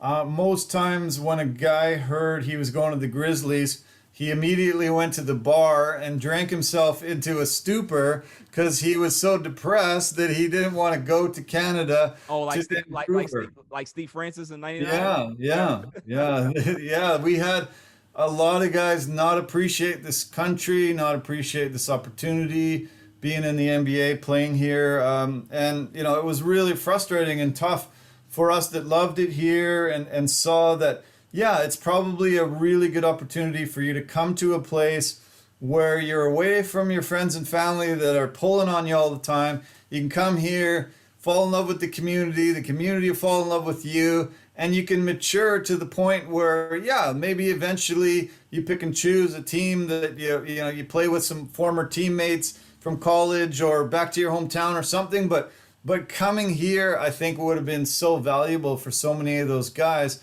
to mature and get to the point where they could have long, great careers. Well, yeah, I definitely agree. I think there's two moves to me that shifted the direction of your organization. Bringing in Masai Ujiri coming from Denver, that was very important for you guys, because he then laid the groundwork for bringing in forgive me, what was the coach before Nick Nurse? He's coaching in Detroit now. Yeah, Duane Casey. Duane Casey was a really, really good coach. And knowing that Duane Casey, although he's a good coach, although they've gotten to a certain point with him, it's time to get a new voice in there. And Nick Nurse, bringing in Nick Nurse, not going outside of the organization, but promoting within, a lateral move, just moving a guy over the another seat to give him that role. That was really important for that team to see a guy that was ready to be a head coach, ready to be a head coach for this particular team, for this experienced team. And it all came together. Nick Nurse is a really good coach. He sure is. I have his book right behind me. Yeah. It's called Rapture, and an amazing read.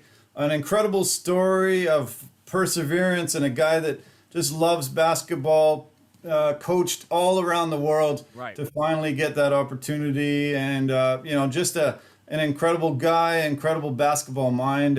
And that was tough because Duane Casey was, a great coach. He had really helped the team win a lot, but they just needed a new voice, I guess, to just push forward and finally win that title. And but yeah, Nick Nurse was very pivotal in helping bring that championship to the Raptors. Yeah, definitely. So what are your thoughts on the Clippers? Like, Kawhi Leonard is going to be, he may possibly be out for the entire season.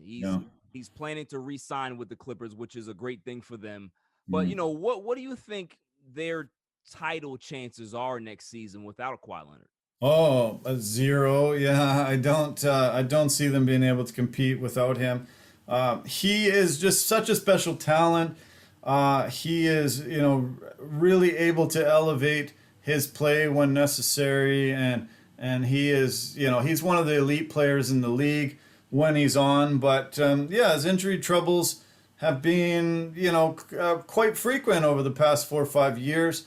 When he went to Toronto, they were on load management program with him, and he was playing every second game.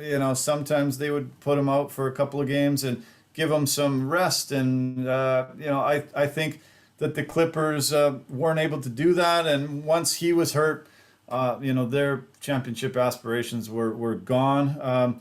They always seem like that little brother type of, thing with the Lakers. No little brother, Darren. No, they are the annoying cousin that won't leave the basement. That's who they are. I see. Yeah. It has to be annoying to be part of both organizations playing out of the same arena and being compared to each other year after year. And the Clippers have, no history of any success and some really dark years in that organization. And bringing in, Ballmer was a really good move, even though he drives me crazy on the side of the court.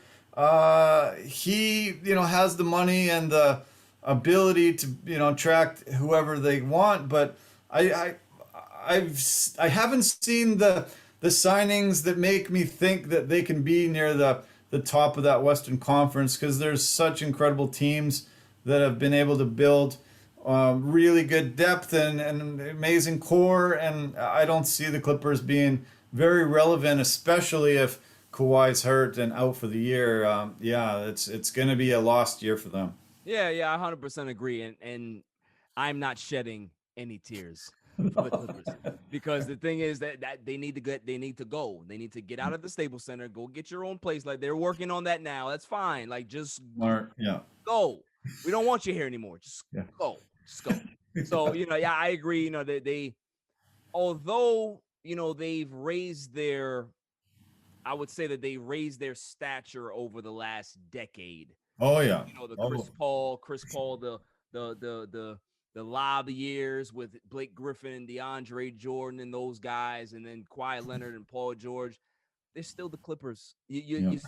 They're not bringing in big names because people see what we see, or even what I see growing up, is that you're just the other team that occupies Staples Center. Right. So exactly. I believe that once they get their own building, I think they may end up possibly becoming a destination for some young players. Maybe. I'm not sure, but there's one thing that will always kind of linger around for the Clippers is that basement curse, that black cat Clipper curse that I will always talk about and I will always celebrate, because when they lose, things are good for me.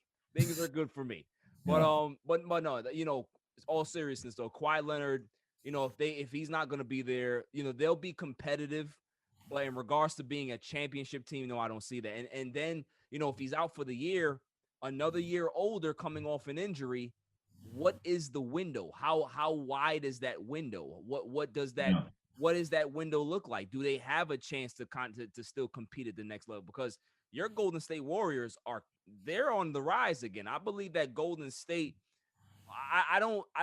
they're not better than the Lakers in my opinion, but they are a good team. They are going to be one of the top 5 teams in the Western Conference next season.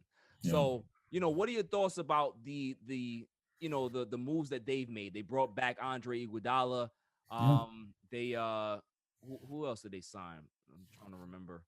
Oh, they signed oh my goodness. It's that young guy they signed. I can't remember. He was a shooter. They got the draft pick. So what are your thoughts on Golden State? Klay Thompson coming back. He's not going to be ready right away, but they said that he will be back. So what are your thoughts on Golden State? What are their chances next season? Yeah, I think that they've been able to, see their liabilities and limitations, and I think finally address them. Seeing Steph sign on for another 4 years and just give that stability, being the first guy to ever sign 2 $200 million contracts. It's really epic and something that we'll always be able to look back on and realize, how hugely valuable he was. Draymond, with that experience with the Olympic team, was really super valuable. He even seemed like he was getting along with KD when they were on the team. They repaired their relationship. Yeah. Yeah, they seem to have repaired it. I see that organization as being able to put the right pieces in place.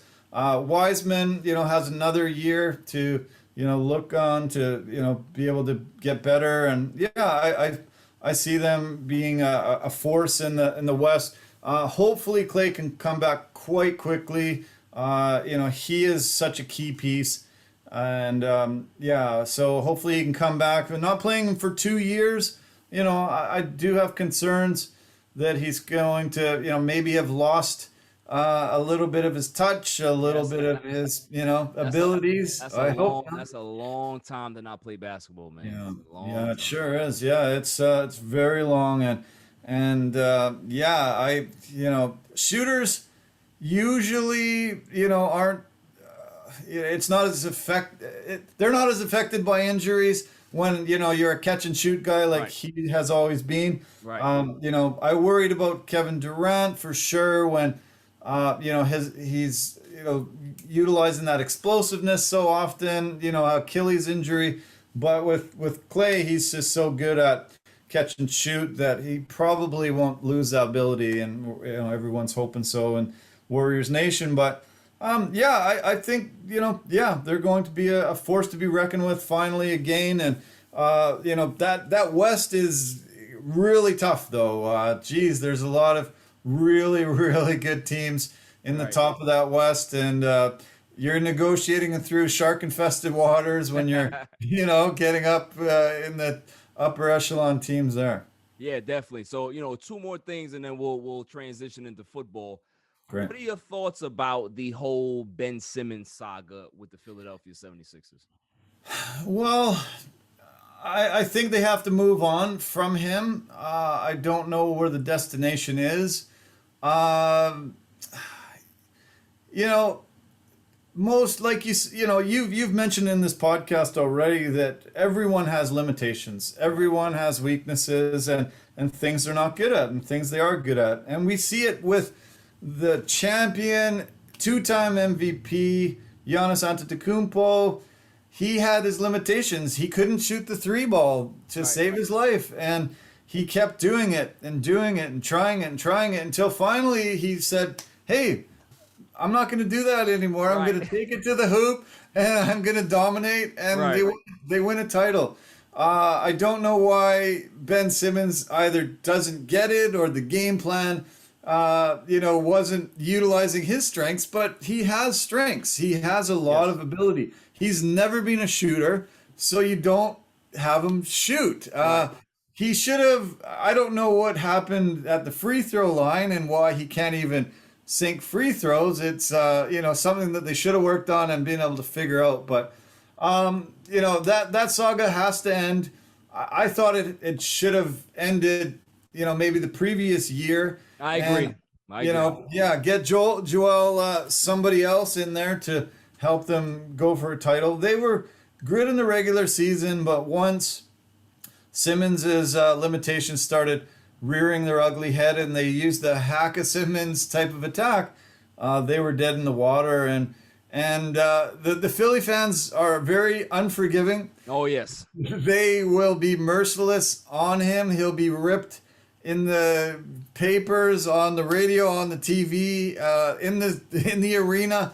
I think that has to end, and hopefully they can get some decent pieces when they make the move for him. But I'm not hearing rumors recently of destinations for him, so I don't know where he's going to land. Yeah, well, I definitely agree with everything you said. And the reason why you don't hear any destination for where he's going to land, Darren, is because what they're asking for is unreasonable. Right. They're asking for a all-star player back. They're also asking for 5 picks, and including 3 pick swaps. Nobody's doing that for a devalued asset right now. He hasn't. This is the lowest his value has been. So I don't understand how you can be asking for the highest type of value when teams are looking at you like, okay, we know you want to move him. Why would we cave and give you all of this when we know you want to move him?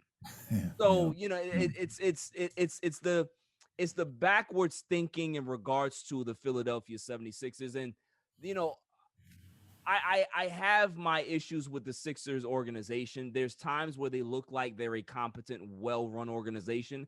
And there's times where they look like a complete dumpster fire and they don't know what they're doing.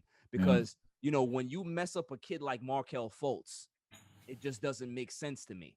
Right. And it makes me wonder, do they have the resources available to help Ben Simmons with whatever issue he's dealing with? Because he's always been a kid that has a low motor. I remember when he was at LSU and they would always say that, his kid's talented. And I would always say, hey, he can do a lot of things, but he doesn't look like he likes to play basketball. Wow. He's very good at it, but does he like to play basketball? And the one thing that concerned me greatly about him at LSU, even before he got to the NBA, was LSU they weren't a tournament team. They were a bad team in an SEC conference that wasn't great. So I'm just like, okay, you have this kid that has all of these tools. He's a dominating guy, but yet he can't dominate the game enough to get his team to the tournament. That's concerning to me. Cool. And it's kind of reflected in his NBA career that you see everybody looks at the 6'10" stature, this defensive dynamo. He can be able to guard 5 positions. He can pass. He can rebound. People get caught up in that, but they don't really understand that these are just physical things that he has. It's natural to him. Being a great basketball player in regards to thinking the game and being aggressive, that's not natural to him. Right. Yeah. Just being big is natural to him. That's who he was supposed to be. Yeah. But they need to give him some resources, Darren, in regards to maybe a sports psychiatrist, something like that, to be able to find out what's going on with him. Because if he doesn't have the passion that they want him to have, it doesn't matter if it's the Philadelphia 76ers or the other team that trades for him, that team is going to have the same issue. Sure. Yeah. So, they got to find out what's going on with him. Does he want to play basketball? And can they be able to have resources in there that can be able to help him? Yeah, incredibly good point. I've always thought that, these teams didn't put enough money and resources into that mental aspect, getting that passion, having that sports psychologist on staff so that these guys come from these situations and they're thrust into something completely new, really challenging and tough, and they're expected to just swim when lots of them sink. And Philly had that process going for so many years, and they had all these top draft picks that they kept bringing in, but they seemed to ruin a lot of them and push them out the door because they didn't utilize them properly. And that process has sort of had some failings because they didn't really develop these guys properly. Absolutely, 100%. Because I think about Jahlil Okafor, I can go on. Like, you know, there's plenty of kids that have gone through that system that have not panned out. You know, would they pan out regardless? Who knows? But I just felt that the Sixers did not help them get to where they needed to be. And I think that a lot of it, I think Ben Simmons has a lot to hold the blame here, but I also feel that Philly has a lot to hold as well. So, you know, if I'm gonna give equal blame, or if I'm gonna split the shares, or, you know, put a percentage on it, Ben Simmons 60, Philly 40. You know, that's the way I look at it. You know what I mean? So, you know, if they can be able to kind of sit down in a room together and figure out what they can be able to do to maybe make this relationship a little better, or give them time to kind of find a trade partner for him while they go through the season, that may be the best thing. So, the next one I'd like to ask you about before we kind of move into the NFL is, what are your thoughts on Dame Lillard? Do you think that Damian Lillard will stay in Portland? Do you feel that, you know, his loyalty is going to be a negative thing, like in regards to like when Kevin Garnett said that he wished he would have left Minnesota earlier? Right. You know, not saying he doesn't love Minnesota, but he stayed there so long that he was past his prime. You know, Dame is in his 30s now.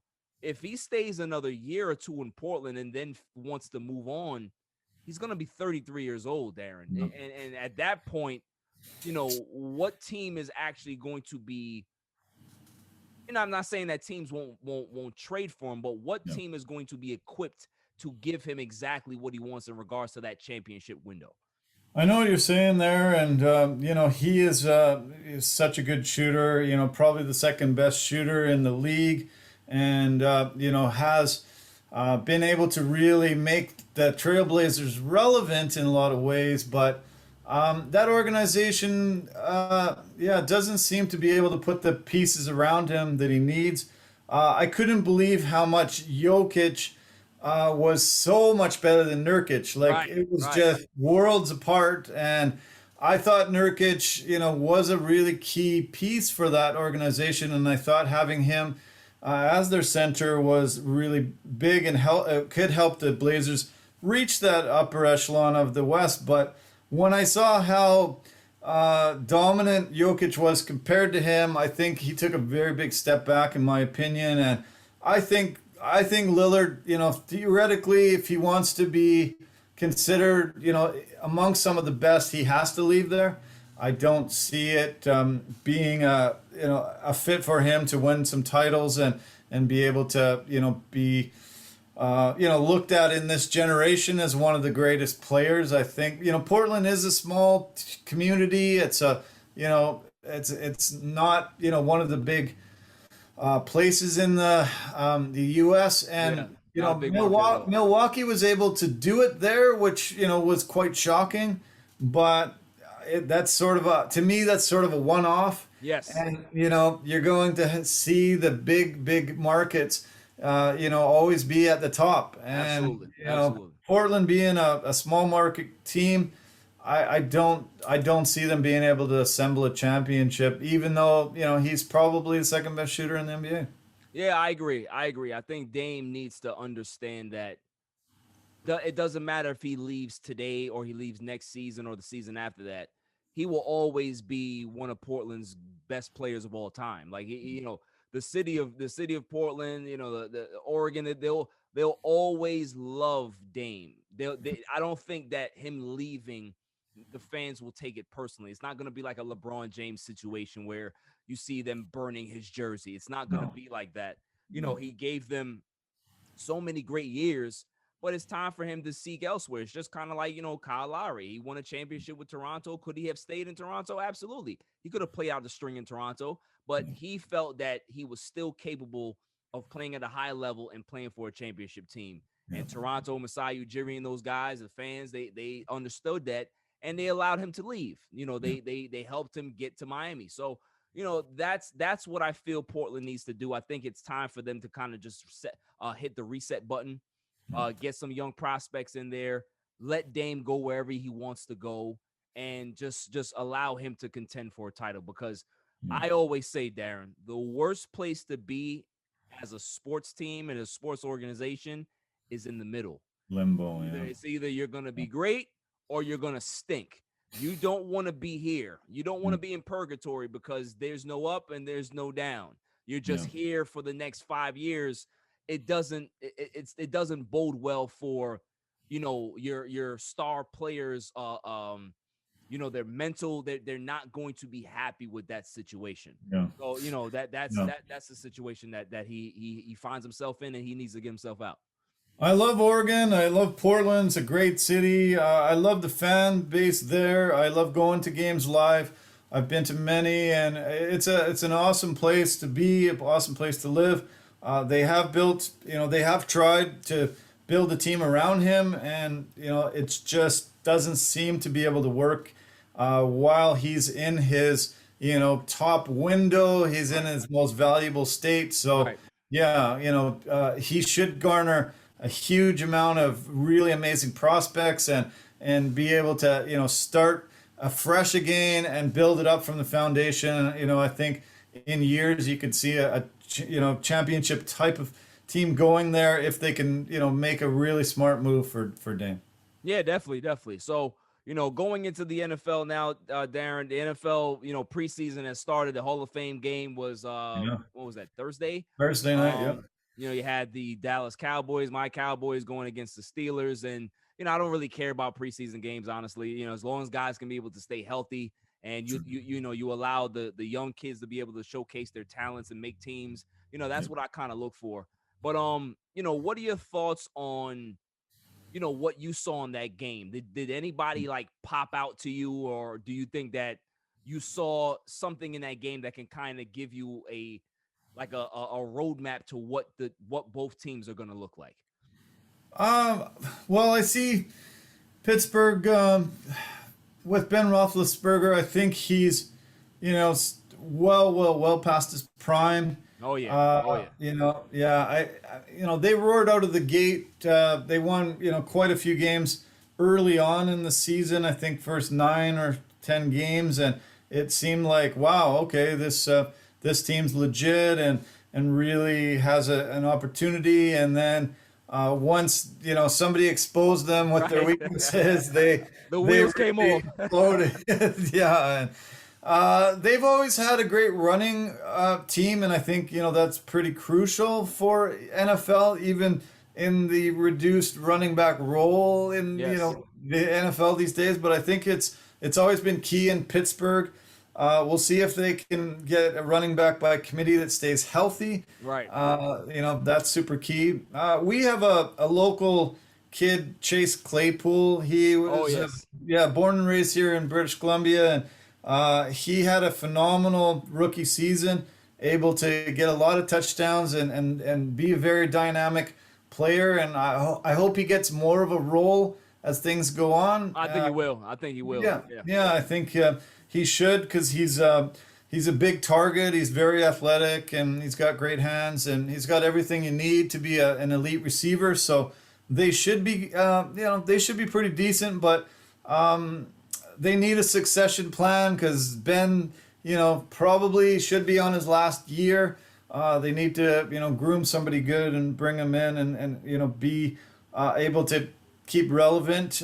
With Dallas, as long as they can stay healthy, they've assembled a really good team, and having Dak and Zeke there, those are two of the elite guys in the league, and they should be able to help drive this team to the playoffs. That's a horrible division they're in, and you don't really need to be great to win that division. So, I see them as being one of the keys there. But for some reason, they have a bit of a, I don't know, a bit of a curse, a bit of a bit of trouble, being able to take their game to the next level once, they can make the playoffs and go on.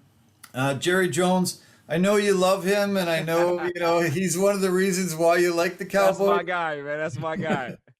Yeah, but I think it's a problem I don't think can exist anymore where an owner is the general manager. I don't see that as being really good in modern sports. I think you need to be an owner that's hands-on is fine, but to be responsible for making all the key personnel decisions, I don't think it's wise, and I think it won't change until he decides to take a step back and put somebody super competent in that role. So, I don't like Stephen A. Smith, but I watch him all the time because he's all the time on ESPN, and he is such a Cowboy hater. And Oh yeah. and I agree with his stance that it just doesn't seem like the Cowboys, the way they are currently, they'll ever be able to win a title and be that America's team. As long as it's assembled the way it is.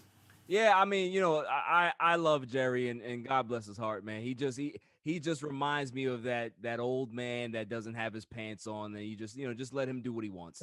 It's Jerry. It's Jerry. So but I do agree with you though. I think that Jerry, now this is what I want to talk about with Jerry. We saw that I think it was a week or two back, that he had some regret in regards to how he handled the whole Jimmy Johnson thing. He said he understood that he messed it up. In his words, I effed it up. What is your? Do you think that Jerry kind of realizes his football mortality now that he doesn't have that much time left, and he kind of realized that maybe in like when he was 50, in his early 50s or mid 50s or whatever, he never thought that it would take 25, 26 years to get back to a Super Bowl. No. And, that type of regret, like we talked about earlier, you don't want to live with that regret. It can eat you up inside. No. Do you think that Jerry is really sincere about how he felt about that time between him and Jimmy Johnson? Oh, I think so for sure. And I think, when you start looking back on your life and, the legacy that you want to leave, I think it starts becoming super important, and fences can be mended, as we saw, talked about with Draymond and KD there, organizations. Look at, like you say, they burned LeBron's jersey when he left, and then they rejoiced when he came back and he won a title for them. Fences can be mended. Jerry Jones doesn't become the successful businessman and the owner of the Cowboys and all the things that he's accomplished in his life without a big ego and without a lot of, self reliance and thinking how, really capable he is at making very, very big decisions and going for it. He doesn't get there without that, but you have to be realistic in your viewpoint of your shortcomings and your, the things that, might be hampering your ability to reach your goals. And, unrealistic self-worth is sometimes a problem with a lot of guys, where they think, I was so great in so many parts of my life that I'm going to be great in everything I do, and I don't need anybody. I've done it, I did it on my back, and I reached these heights myself. But you have to realize that these days a football organization is like a small village. Like, you have to have so many people pulling in the right direction, right, making all these decisions in a daily minute basis, that all these other organizations have these pieces in place, and when you don't, it can harm you, and it can stop your ability to reach that ultimate goal. And I know he wants to win a Super Bowl. He wants to win many. he wants to bring, that incredible respect back. And, that Cowboys organization was just phenomenal through the 90s. They had just a team that was so well respected and beloved. And they have failed in many years trying to get back there. And, the only thing I can, point to is him not releasing the reins a little bit and allowing others that are really big football minds to be able to, assemble a winner and a Super Bowl champion. So, I hope his ego can take a little bit of a step back, and he can, he can see other football minds coming there, helping him reach that goal. It can't be himself. Yeah, no, definitely. I mean, I don't think that Jerry is ever going to relinquish the reins, but I think that as the years go on, he's going to give a little bit more power to Steven. Steven's going to have a little bit more control, but Jerry will always do his press conference. He will always have his radio show. He will always be the guy that everybody wants to hear from, because Jerry is the biggest football fan out there. And what you get from him is that immediate fan reaction when they lose or they win, and that's what I talk about in regards to the innocence of Jerry Jones. Right. Is that, he really does love his Dallas Cowboys. He loves football. Yeah. And at times you can love something so much that you actually are a detriment to it. So, that's where they are. I think the Dallas Cowboys are going to have a decent season. I believe that, if they can keep Dak Prescott healthy and upright, they will win that division. I got the Cowboys going 10-7.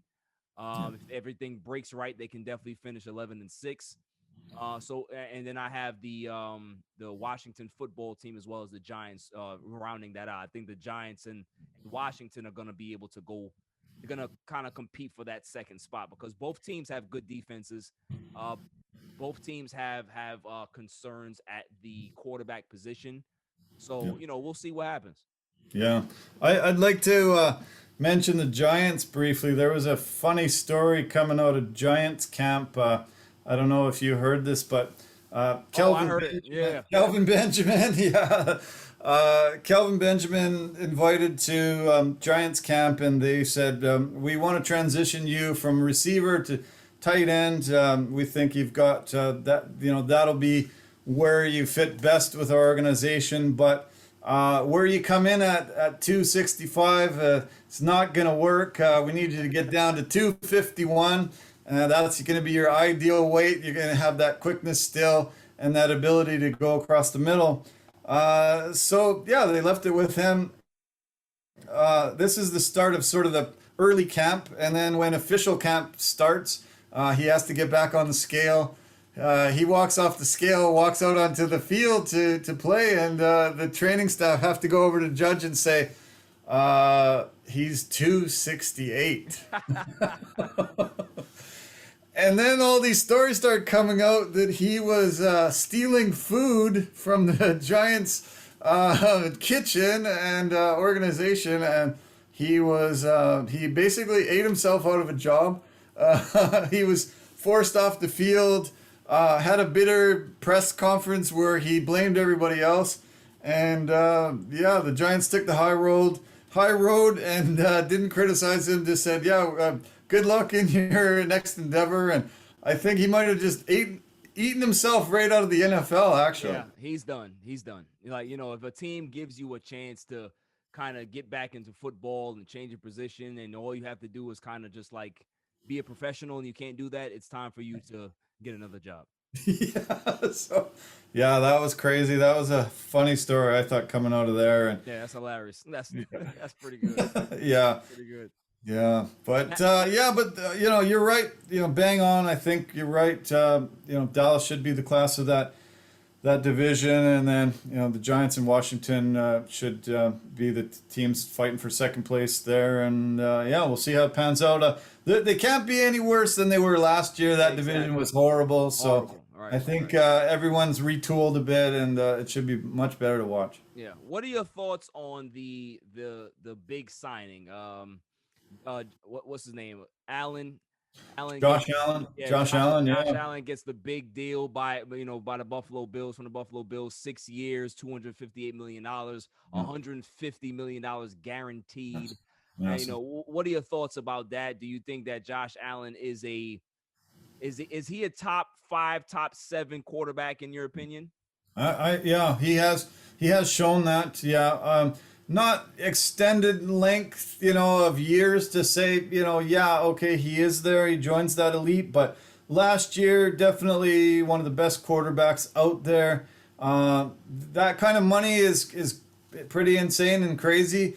But that's what quarterbacks that are doing well are garnering these days. So I always do worry about teams that have a quarterback in on an entry level deal and are able to assemble a really great core and great team around him, and then finally when he finishes that off and signs this massive deal, then you do lose a lot of the other pieces. Yeah, So the thing is with football, Darren, is that when these kids are in these when they have these the rookie contracts, you can be able to fill out that roster and compete for a championship. That's what Seattle does. That's the blueprint that every team does. yeah. But if you notice, name me a quarterback or a team that has won a Super Bowl with a quarterback making top 10, top 5 money. Yeah. There is none. It doesn't happen. There Yeah. has not been one quarterback that has won a Super Bowl making that much money, because when you're garnering so much money towards one person, you're going to have to make some sacrifices in other positions. So now you're going to have to go younger at those positions, which is going to have less experience. You're going to have more, issues in regards to good players and stuff like that. You have to draft well if you're going to pay a quarterback that much money. So, kudos to him. I like Josh Allen. I think Josh Allen I think he's better than Dak, in my opinion. I think he's better than Lamar Jackson. I think he's better than Baker Mayfield. And that's why he deserves that money. Sure. I am going to be very highly critical of the Browns when they give Baker Mayfield his extension, and it's going to be even more money than what Josh Allen made. So that's the nature of the beast, right, Darren? It's not about how good you are; it's the fact that you're next up. That's Sure. all. Yeah, I agree wholeheartedly, and I've never been a Tom Brady fan per se. I wasn't a fan of the Patriots, but I do appreciate his greatness. And one of the greatest moves he always made was taking a bit less money. Yes. And, not having to be that ego and be the number one quarterback paid in the league. He was always able to realize that he could have a better team assembled around him if he took a little bit less. And now he's probably the richest man that football's ever made. And it's because he's won that many championships, because him and Belichick were able to have a team assembled around him. Absolutely. And, when he decided he wanted to part ways with the Patriots organization, and Belichick looked around the league and saw how stacked Tampa was, it was like, okay, I can go there and we can, compete for a championship probably if everything goes right. And he still doesn't have to be that highest paid guy. And him and his agent don't have to pat themselves on the back and say, yay, we are the best, we're the number one. And so, there's brilliance in that. And unfortunately, I wish more agents and I wish more elite players saw that and realized, hey, if I take less, I can win more. And I see that. I saw that with the Seahawks. Russell Wilson, phenomenal talent. He had a lot of weapons on offense, but that defense was legendary. That Legion of Boom was able to help them get to 2 Super Bowls in a row, and they should have won 2 in a row there. And they should have been able to compete for more if Russell was able to be paid the same type of money that he was paid going into those years. But once he got, his massive extension, then piece by piece started having to get traded, released, and they were gone. And now, they can't compete for a championship the way they stand. So It's unfortunate the way it works that, the quarterback and the top receivers, maybe a running back, are getting that huge money. And then you have to try to assemble the other 50 guys, with, the limited amount of funds that you still have left. Right. That's always the thing with me is that, I am a stickler for, hey, listen, if you're the guy, if you're the quarterback, if you're the leader of this team, if you want to get your money, great, but just know that getting your money and winning championships they don't go hand in hand.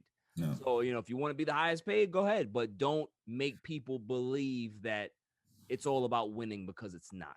No. Tom Brady showed you that it's all about winning. He knew that he wasn't the most talented quarterback in his generation, in his era. It was Peyton Manning. Peyton Manning had all the talent, but Tom Brady said, I can be able to do something that Peyton can't. I can win, and win a lot, and win more consistently than anybody has ever done. That's going to be my claim to fame. That's going to be my road to the Hall of Fame. Because when you look at Tom Brady's not a great athlete. He doesn't have a great arm. He there's nothing spectacular about Tom Brady physically.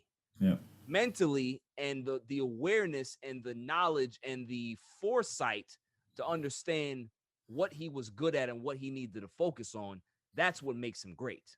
So great. Yeah. And a lot more players need to realize that that's what's needed. Tom Brady, he's married to Gisele Bündchen. She's one of the richest women in the world. He looked at it like, listen, I'm never leaving Gisele. I could give me $15 million. I'm good with that, because of all the other endorsement deals he has off the field. This man makes a lot of money. And, you have to have that type of foresight to understand what your worth is, what you can be able to generate, on the field as well as off the field. A lot of guys don't have that. A lot of guys see a contract and say, listen, I gotta cash in now. I gotta make sure that I get as much money as I possibly can in a short window, because I don't know how long I'm going to do this. I don't know if I can play 20 years like Tom Brady. And I understand that. So, I see both sides of the coin. I see that, okay, yes, I do want players to take less money in regards to quarterbacks and stuff like that. But I also understand the other part of it is that this is a brutal sport. And this sport it's not kind to your body. You have to get as much money as you possibly can in a short period of time. And if you win, great. If you don't, then that's what it is. But you have to protect yourself in regards to your financial situation, your family, and as well as, protect the CBA as well. Because, if they don't protect the players union, if everybody's taking pay cuts, then why should any organization pay top dollar for anybody? Yeah. So, it's always both sides of the coin there. So I understand that. Yeah. You're right. Yeah. Give and take. Yeah. It's a give and take. And NFL, very rare you're getting guaranteed money, and careers are, 3 years on average in a lot of those positions. And so, you got to get what you're going to get. But, if you have that forethought, and that, you want to be considered among the elite, and you have that talent as well, you can look to examples like him and, see that there is that ability to be there. And you're right, Peyton Manning, he should have won many, many titles because he was the best quarterback of his generation. But, they couldn't assemble the team around him that he needed to go all the way. And, it's difficult, it's hard to know when, you're coming up for free agency, you want to sign for the most you can, but just, to realize there is a better way. If you take a little lesson, you probably could make that up in endorsements. Right. Being that Mount Rushmore kind of guy, right. You're going to have legacy, and you're going to have the ability to make money until the day you die. So. Absolutely. Because think about the personality that Tom Brady has turned himself into. Everybody thought that he was this no frills guy in New England, and Peyton Manning was the big personality. He was the funny guy, and now we're seeing the real Tom Brady come out, and how funny he is and how engaging he is, and he's going to make a ton of money after football. If So, people thought that he didn't make money on the field, he will make it up off the field Oh, because yeah. everybody's going to want Tom Brady in some aspect, whether it be movies, whether it be, him hitting the announce booth, whether him, having his own podcast, whether him, he's going to be in so many different places and he's going to be in high demand that he will be able to recoup. So like we were saying with him, foresight, he understood that I need to be a professional here. I understand that I can't be myself in New England. I get that this is my job. This is what I have to do. It's about winning. It's about sacrifice. I've sacrificed a lot here for 20 years. Yeah. I need to go somewhere now where I can be able to have fun on the tail end of my career.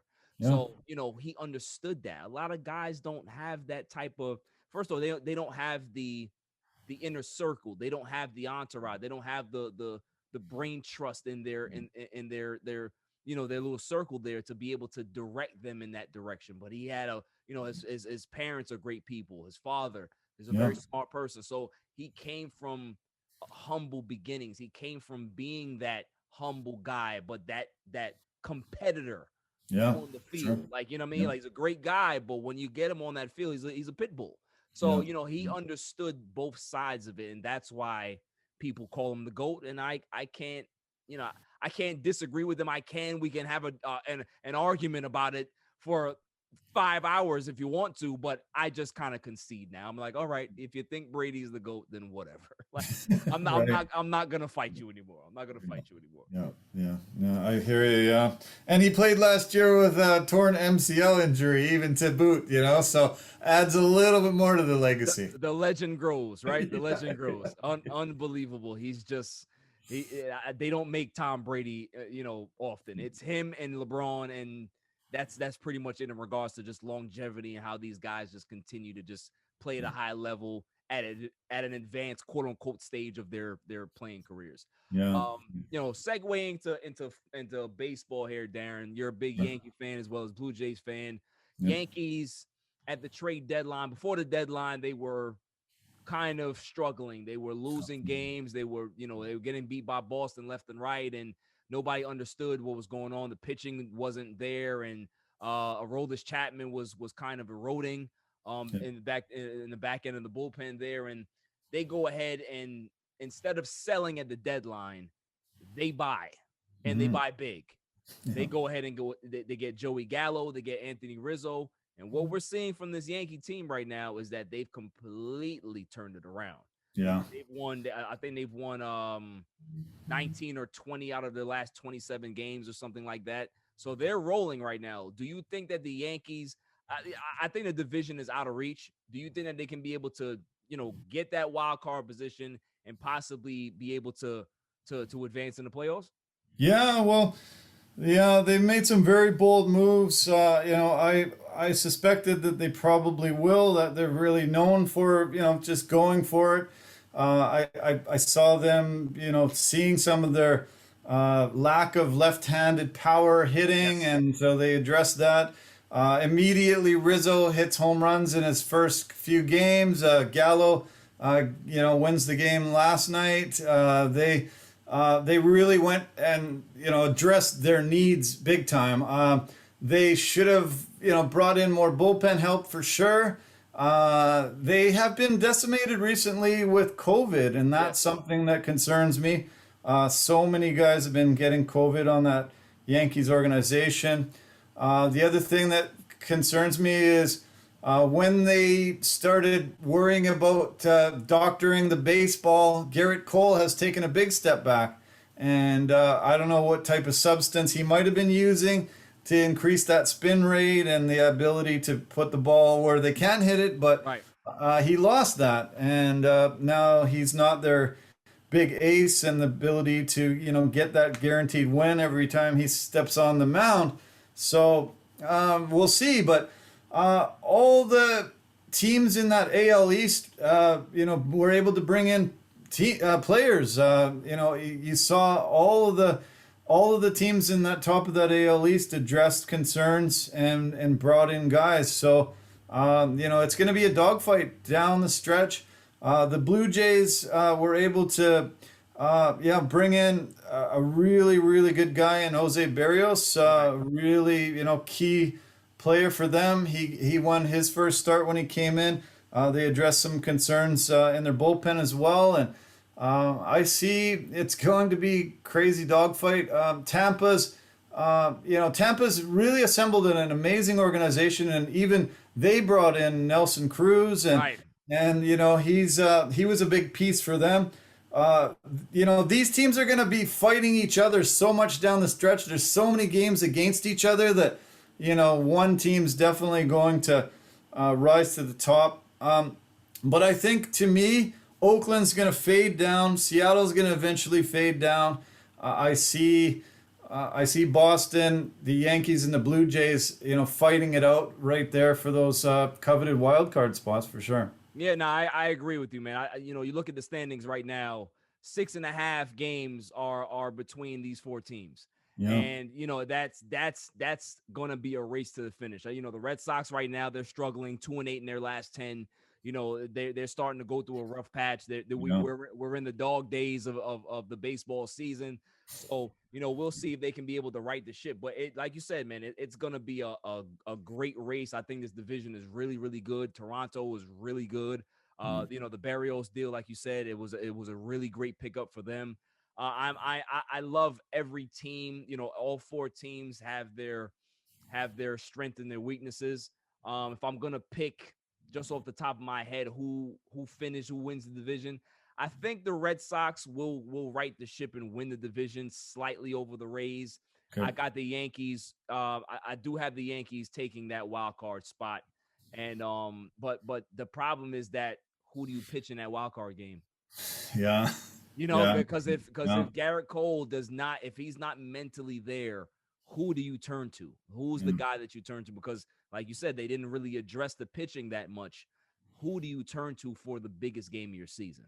Yeah, no kidding. Yeah. Losing him, he has not looked the same since.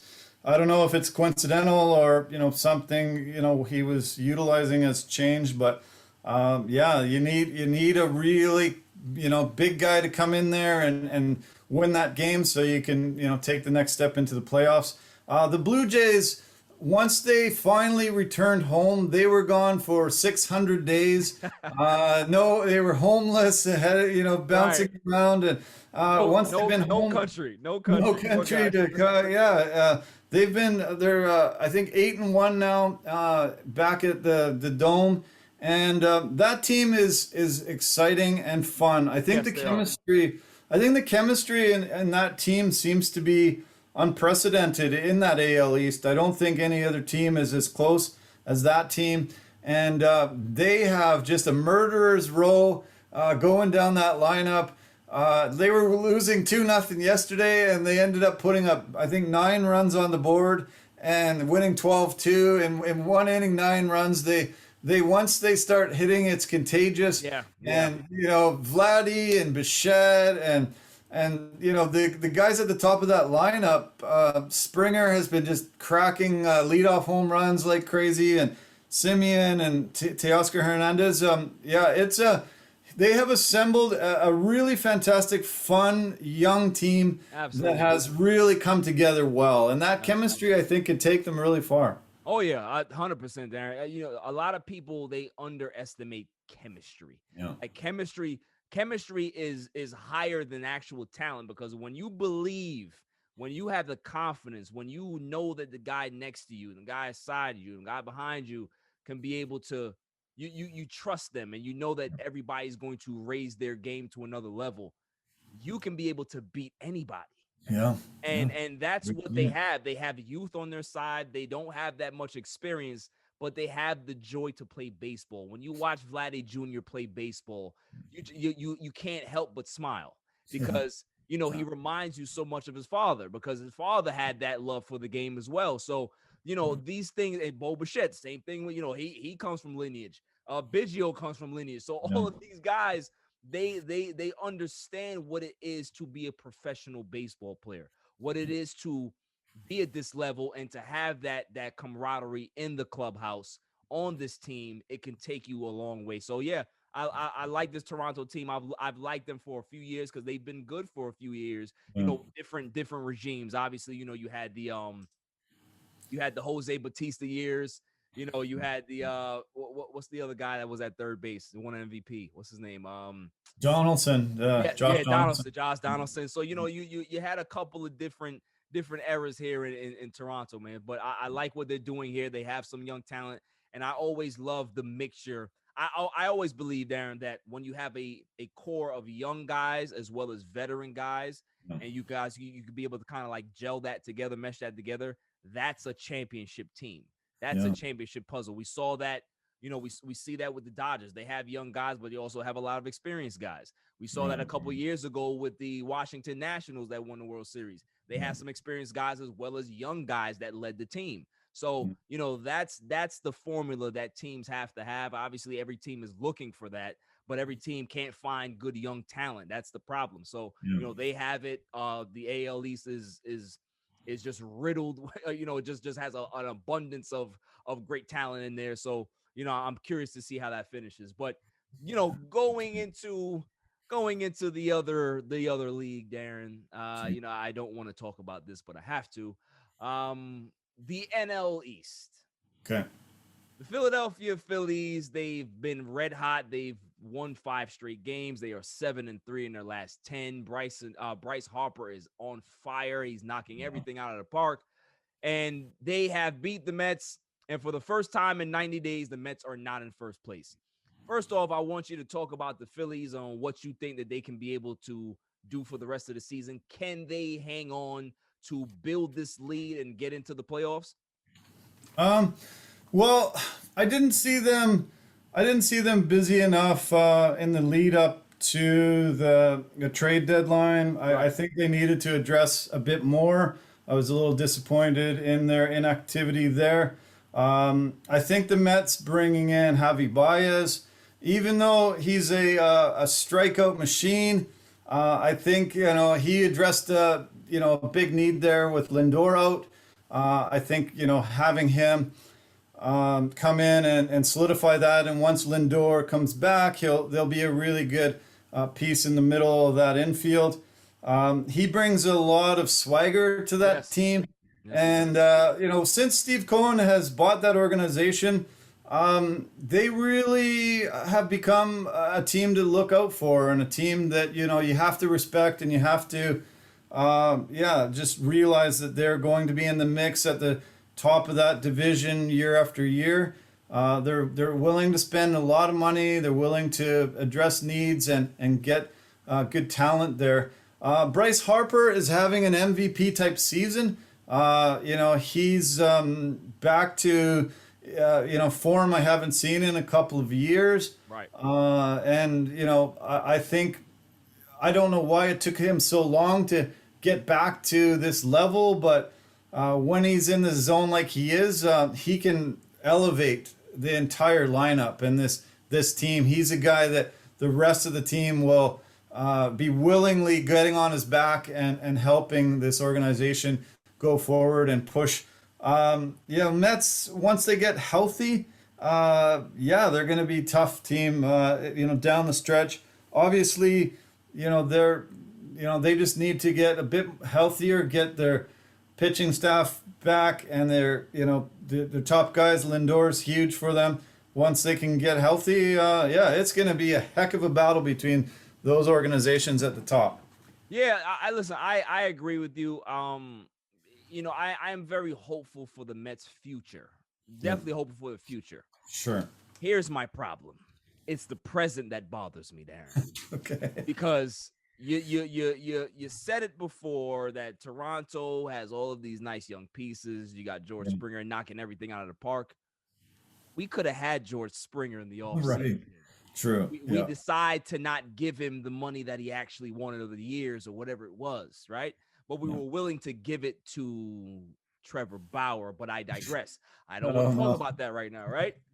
So my issue with them is that's one. So that at the deadline, what were the Mets' concerns? Obviously, you needed You needed another bat in there, but you also needed starting pitching. Yeah. Taijuan Walker has been a fraud since he signed with the Mets. This is why they got him at a bargain, because there's a lot of teams out there that looked at Taijuan Walker and said, okay, you're good, but anything over 5 innings or 6 innings, you completely implode on yourself, because he just he can't go deep in the games. That's not what he does. No. So how can you put it? What type of premium can you put on that when you know a guy can't give you anything more than 5 innings at a start? We saw that he had a good start to the season, but now he's starting to play to the back of his baseball card, so to speak. Yeah, giving up runs. He's giving his ERA has ballooned a full point since the All-Star break. Wow. You have Marcus Stroman. His ERA has ballooned about maybe half.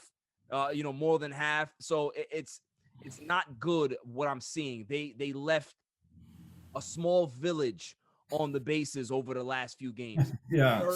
35 men left on base, Darren, in the last few games. Wow. That is frustrating to no end. Yeah. And my problem with this team is that they didn't do enough at the deadline, because they felt that, DeGrom is going to come back. Carrasco is coming back. Syndergaard is coming back, but you're relying on guys that have health concerns. Yeah. That's not what you want to do, because Cindy is going to come back at some point, right?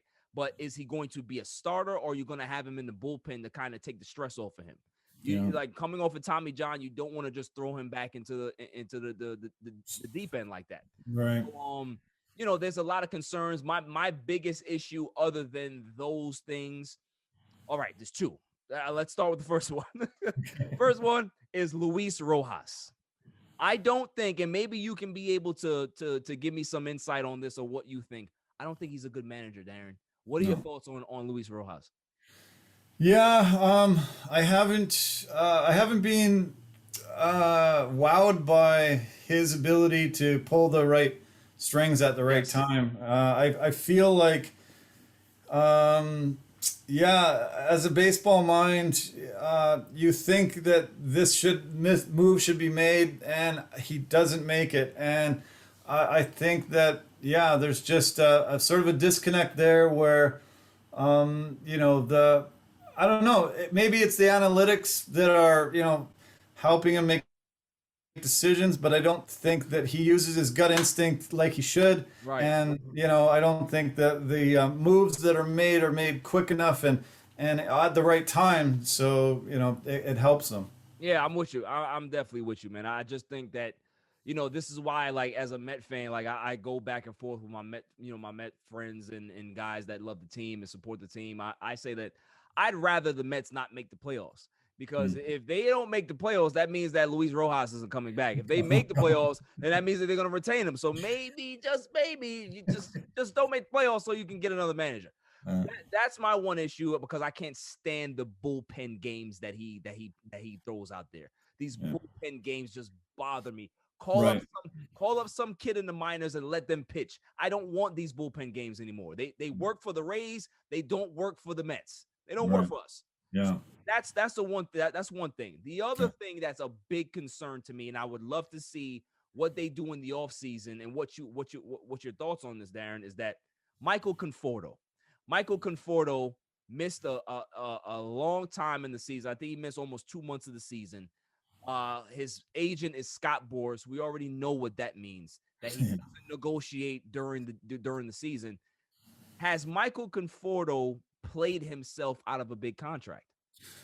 Well, man, is he struggling? He's just had a horrible down year. He's batting 199. Yeah, he can't even crack 200, and he's been one of the biggest disappointments in baseball, I think, this year.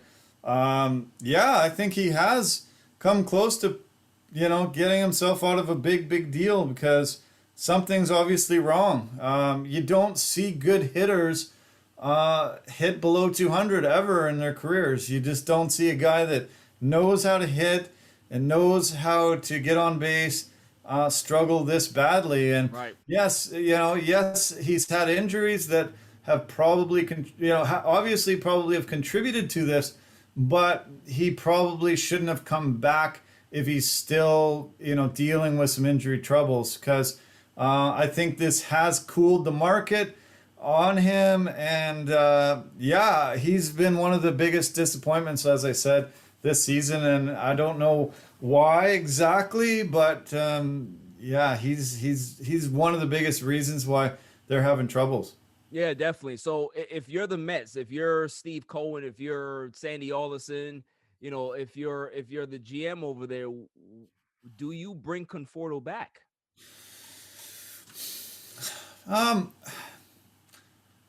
Well, I'm not as an insider as many with the Mets. So, there's been a lot of years of,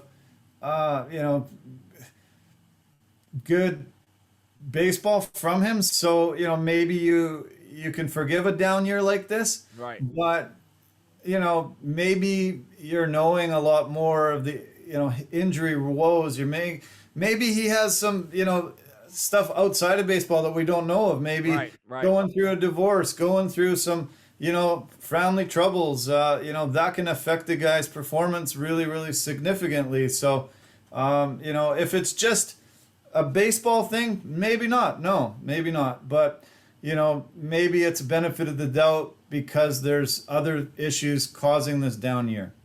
Yeah, okay, that's fair. That's fair. I can definitely see that because he's he's a homer. He's a guy that went through the system that, we always love our own. So, Sure. we'll see what happens. If he's willing to come back on a discount, then I would gladly take him back. But in the regards to what Scott Boras normally, Right. this is the thing Yeah. with me, right? Yeah. I want to see what Scott Boris's his free agent pitch is going to be for Michael Conforto. Right. Because normally he has his book of all the players that are comparable to his particular client, right? And you can say, based on these numbers, the analytics, my client's supposed to be making this much money. Well, if you're going to use these numbers from this year of a full season, you can't go back to 2020. You can't go back to 2019. You have to go to the most recent success or failures from your client. How is he going to pitch that to any organization? I'm curious. I'm really curious. I'd love to be a fly on the wall for many of these negotiations. Oh, yeah. I would love to be able to see, what kind of magic he can work. And he has worked an incredible amount of magic for his clientele. Yes. They are some of the, if not all the highest paid players in baseball. So, Right. he's become the elite agent that guys want to sign with because he does get them massive deals and he's able to convince organizations to trust him and sign for these big contracts. And, I would think that he has a fairly amazing team with him that can see where they can target a team and they can convince, he's been negotiating for years and years. So I would not doubt that he can get big money for his clients anywhere he goes. He's a very smart man. I think he has an amazing team behind him. No, that's true. That's very true. I'm sure he'll be able to convince some sucker team to give Michael Conforto $180 million. So we'll see what happens. But I always like to. Oh, before I go into the last segment, Darren, who do you think is going to win the NL East at the end? I think the Phillies probably do it. Yeah, I just think. Yeah, I think they just seem to be the team to beat for me. Okay, that's fair. I'm not even gonna disagree with that right now because I am so fed up with my Mets that anything that's not them, I will agree with. So, so let's go ahead and go into the last segment of the show. I call this Rapid Fire, Darren, where I like to ask certain questions about who do you think is better. I don't, I'm not going to debate you. This is all your particular opinion, unless it's something egregious. I may have to step in and pull the executive decision card here. Okay. But I don't think that you're going to do that because you're a pretty fair guy. Okay. So let's go ahead and start with the NFL. Better quarterback, Dan Marino or Peyton Manning? I think Peyton Manning. I think Peyton Manning wins that one. Dan Marino, was a physical specimen and phenomenal in his day, but Peyton Manning, I think took the quarterbacking to a different level. He was able to step up to the line and look at the defense and change the play and, realize what play was going to work better than any other quarterback that's ever taken a field. So, my respect for Peyton Manning and his abilities are huge and legendary. Dan Marino, great career. Unfortunately, never won a Super Bowl, so has that black mark on his career a bit. But both elite. But yeah, Peyton Manning, in my opinion. Yeah, I 100% agree with you, man. Peyton Manning revolutionized the quarterback position. What you see quarterbacks do now, it's thanks to Peyton Manning. Yeah. So I definitely agree with that. Let's see. Give you another. This wasn't a tough one, but I'll give you another one. Better quarterback, Joe Montana or Troy Aikman? Yeah, tough one too. Really good comparisons. I always said Joe Montana was the greatest quarterback until Tom Brady. He was just able to know what worked in the system that they ran in San Francisco and was able to win those championships. And they had that West Coast offense where he just had little bullet passes and was able to march the team down the field, especially in very crucial crunch time situations and win those Super Bowls. And, with Jerry Rice, who I consider the greatest football player to ever live outside of Tom Brady. I agree. Those two together, that Niners organization was really lucky to have those two guys at the time, and then Steve Young coming in. But Troy Aikman, he definitely was in a great era of the Cowboys. They had the big three, and it was pretty incredible and impressive to watch those teams win those Super Bowl titles. But when I'm just going on Aikman and Montana, I think Montana's the second best quarterback to ever live, and so he would be a little bit ahead of Aikman. Yeah, that's fair. That's fair. I like that. I like that. That assessment that you put. That's definitely spot on. Right on the nose. Nice. Favorite quarterback for the Chargers. Better Dan Fouts, Phillip Rivers, or Justin Herbert?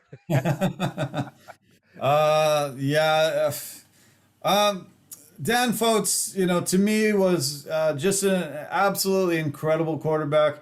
Was just so talented. His arm strength, the ability to get the ball down the field. They lacked a defense. They lacked a running game quite a bit, but they had really successful years.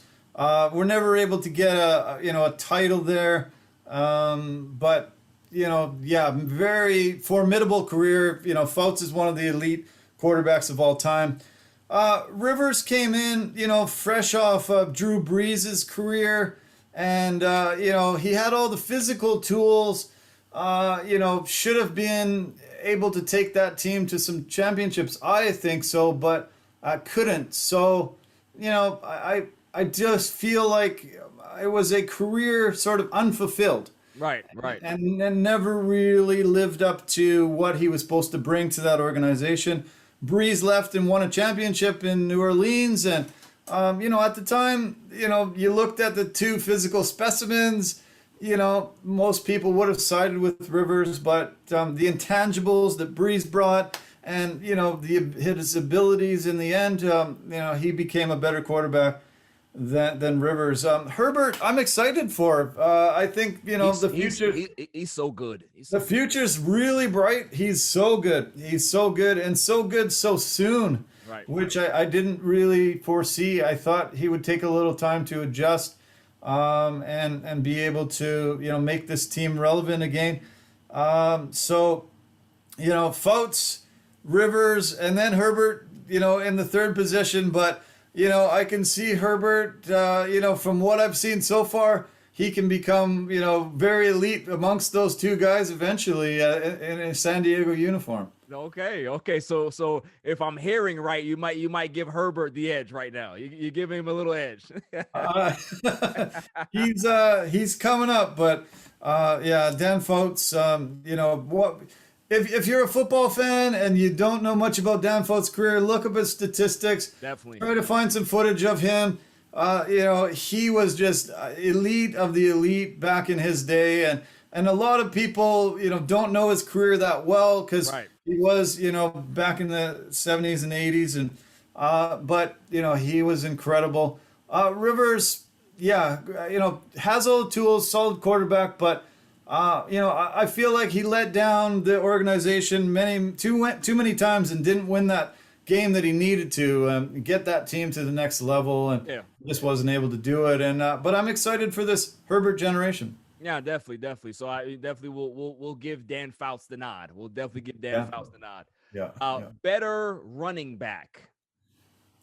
LT in regards to LaDainian Tomlinson or Marshall Faulk. Oh wow. Yeah, I'd have to say LT because he had a season that should go down as one of the most incredible seasons that any football player has ever produced. He was able to get in the end zone, just on such a regular basis, scoring 2 and 3 touchdowns a game. Was at the top of his game, one of the greatest running backs to ever lace him up and live. Marshall Faulk, great career, super talented guy, had a lot of phenomenal seasons there, but sort of a little bit in obscurity there in Indy, and I don't know. I would say LT. Yeah, those are two of my favorite running backs of all time. So I can't choose between the two of them. They're just 1A and 1A. I love it. Nobody goes lower than the other. They're just staring at each other. So I love it that LT's on the NFL Network. I get to hear him talk every week, and he adds a lot to those broadcasts, and it's great that he chose that as his post-career job. And we can relive a lot of his amazing abilities. He brought a lot of excitement to the Chargers organization, and he was really fun to watch his entire career there. Yeah, no, definitely. I definitely agree with that. Here's a tricky one for you. Okay. Better, who had the most impressive short-term career as running back? Priest Holmes for the Chiefs? Or Chris Johnson for the Titans? Wow. The amazing thing is Kansas City seemed to have churning out year after year these incredible running backs, just year after year, and they seem to have a great guy for a couple of seasons, and then he would go on the waste pile, and they would draft another guy and bring another guy in. And so, I really wish I could have seen Priest's longer-term plan, because, those couple of seasons he had there were legendary, hard to bring down. He was good. Super good, super tough nose, amazing. I definitely feel like I have to lean towards Johnson, though. I just feel like, he just, I don't know, had, I think, better top-end talent maybe in the end, and just had a more elite short-term career. Okay. I'm going Priest Holmes, man. That year that he had 27 touchdowns, it just... I remember him every time you would look on TV, he was doing his little side celebration. Like that guy was something else, man. Amazing. He was special. But it's fair. Like Chris Johnson was, he had the 2,000 yard season. So, you definitely can be able to go either way. So that's good. Sweet. Let's go. Better wide receiver. And I'm not going to go the conventional, Jerry Rice or Randy Moss. No. We're going to go with guys that, they're very underappreciated. Okay. Marvin Harrison or Isaac Bruce? Oh, wow. I guess what jumps out to me immediately is just Harrison and Peyton Manning's career together. Just the numbers that they put up. When you see quarterback, receiver, graphics boards put up, they're always there. It's Right. Harrison, Manning are always near the top in every category that you always see, and that connection that he had with Manning was just one of the best in NFL history. Absolutely. Just so phenomenal that he had a really, really, really, really stellar career there. And the second guy you compared him to Isaac Bruce. Oh yeah, Isaac Bruce. I mean, when he was there, they had a phenomenal team. He was there during the greatest show on turf, and so they had so many offensive weapons there that in a way he got a little bit overshadowed just because absolutely. you know what I'm saying. I think people pointed to other key pieces to that offense that drove it, but one of the elite talents. But I'd have to side with Harrison. I think just how he was able to get that chemistry with Harrison. I mean, with Peyton, they were just such a formidable duo that, as I say, he's going to be remembered for so many years to come because he's in that conversation of the two best quarterback receiver duos ever. Yeah, that's fair. That's definitely fair. Like, I was a big Marvin Harrison fan growing up, big Peyton Manning fan, but I was a Rams fan. I love those teams, man. And Isaac Bruce was always the underappreciated guy. Like, they had Torrey Holt that was the big play guy, the flashy guy. But Isaac Bruce was the consistent 1,000-yard receiver. You look at his numbers, 90 catches, 1,300 yards, and he has 10 touchdowns. So, that's just who he was. And, as time goes on, I think people kind of forget how great he was as a receiver because he was a great route runner. He had great footwork. He was strong at the top of his route. You can be able to throw it up in regards to just like a catch and ball, and he will go up there and get it. So, that he very underrated, very underappreciated in regards to historically. So, but I definitely would give Harrison a nod. Absolutely. Yeah. Okay, heading to basketball now. Okay. Better defender, Draymond Green or Dennis Rodman? Oh, wow. Well, Draymond calls himself the greatest defender to ever live. So, do I defer to that? Nah, probably not. But, Rodman, when I look at the totality of his career, I love his defense. I just think his prowess at rebounding was the thing that makes him amongst the elite players in the league. Undersized, but the ability to get that ball every time down the court was just absolutely phenomenal. When he was in Detroit, after his first initial few years, his defense when he was with the Bad Boys was incredible, just absolutely incredible.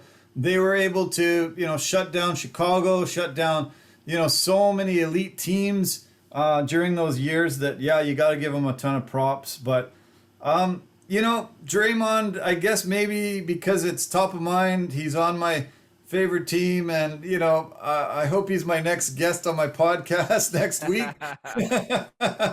But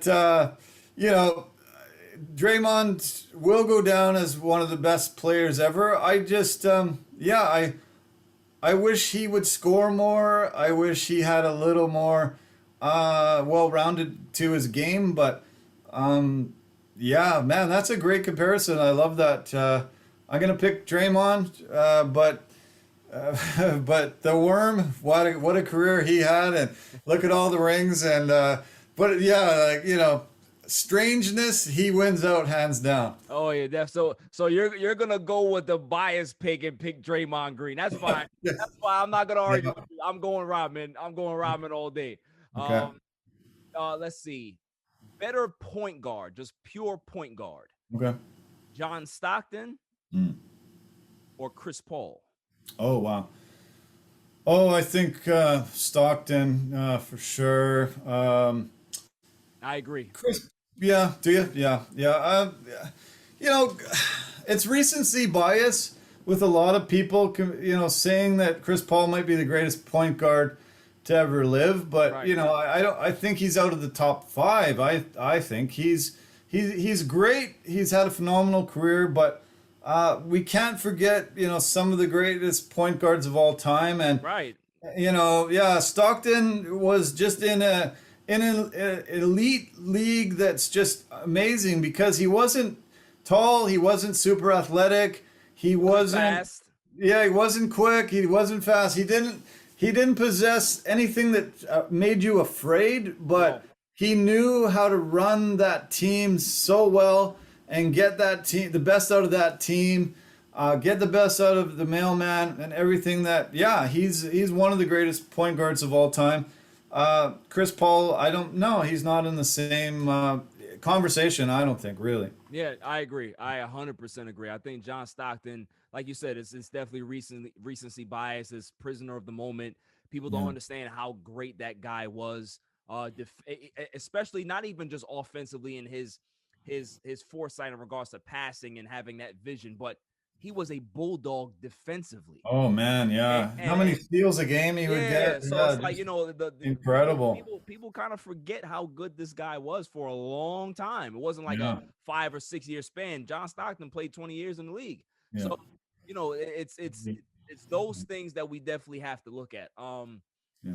All right, here's another one where you may lean biased, but I'm gonna have to ask you anyway. Okay. Better hybrid point guard. Now, I'll explain what the hybrid point guard position means to me. Is that a guy that is small, but he's not necessarily a point guard. He's more of an off guard. So they're not going to play him at the 2, but they'll play him at the 1 because of his size. But he's more of a 2. Okay. And Steph Curry, because I don't think that Steph Curry is a pure point guard. I think he's more of a hybrid point guard. Yep. Or Allen Iverson. Oh, wow. Jeez. Wow. So you're asking like who you're would you asking take?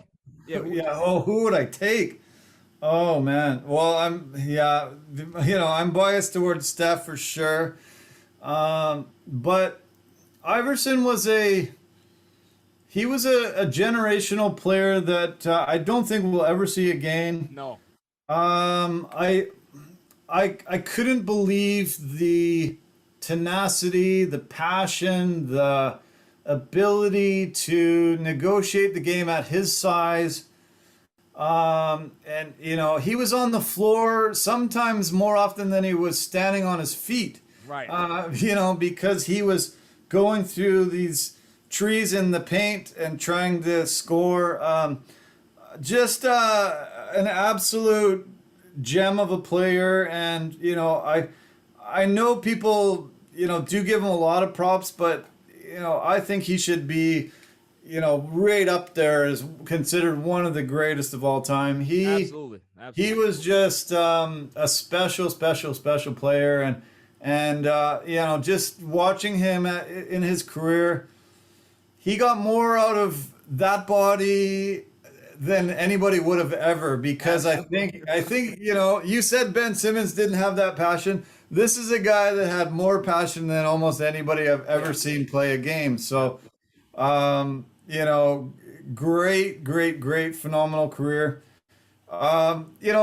Steph Curry came in and revolutionized the sport. Like, he has changed the game, and he was not considered somebody that was going to do this. He was not, highly sought after to go into college, not highly looked at, when he's coming into the NBA.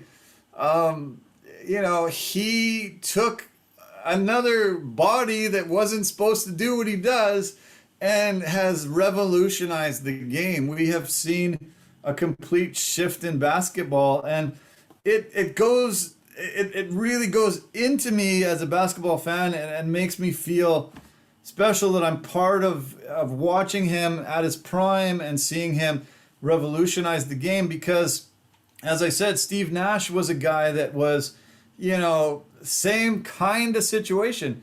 I remember the day I was there at the draft. I went to many drafts, but I was there the day of the draft, and the Grizzlies, had the possibility of getting Nash, and I remember a ton of reporters looking around and saying, Steve freaking Nash, like this guy's gonna play one season in the NBA, he's gonna go to the D League, and then he's gonna be out of basketball. He might be lucky to play in Europe, and Right. and there was these conversations about him, and I said, no, you don't know that. I saw this kid, and I know the passion that he had for the game, and the desire to keep getting better every off season. And he became one of the elite and changed the game, in my opinion, too. And then he paved the way for a guy like Steph to actually even get a shot at it.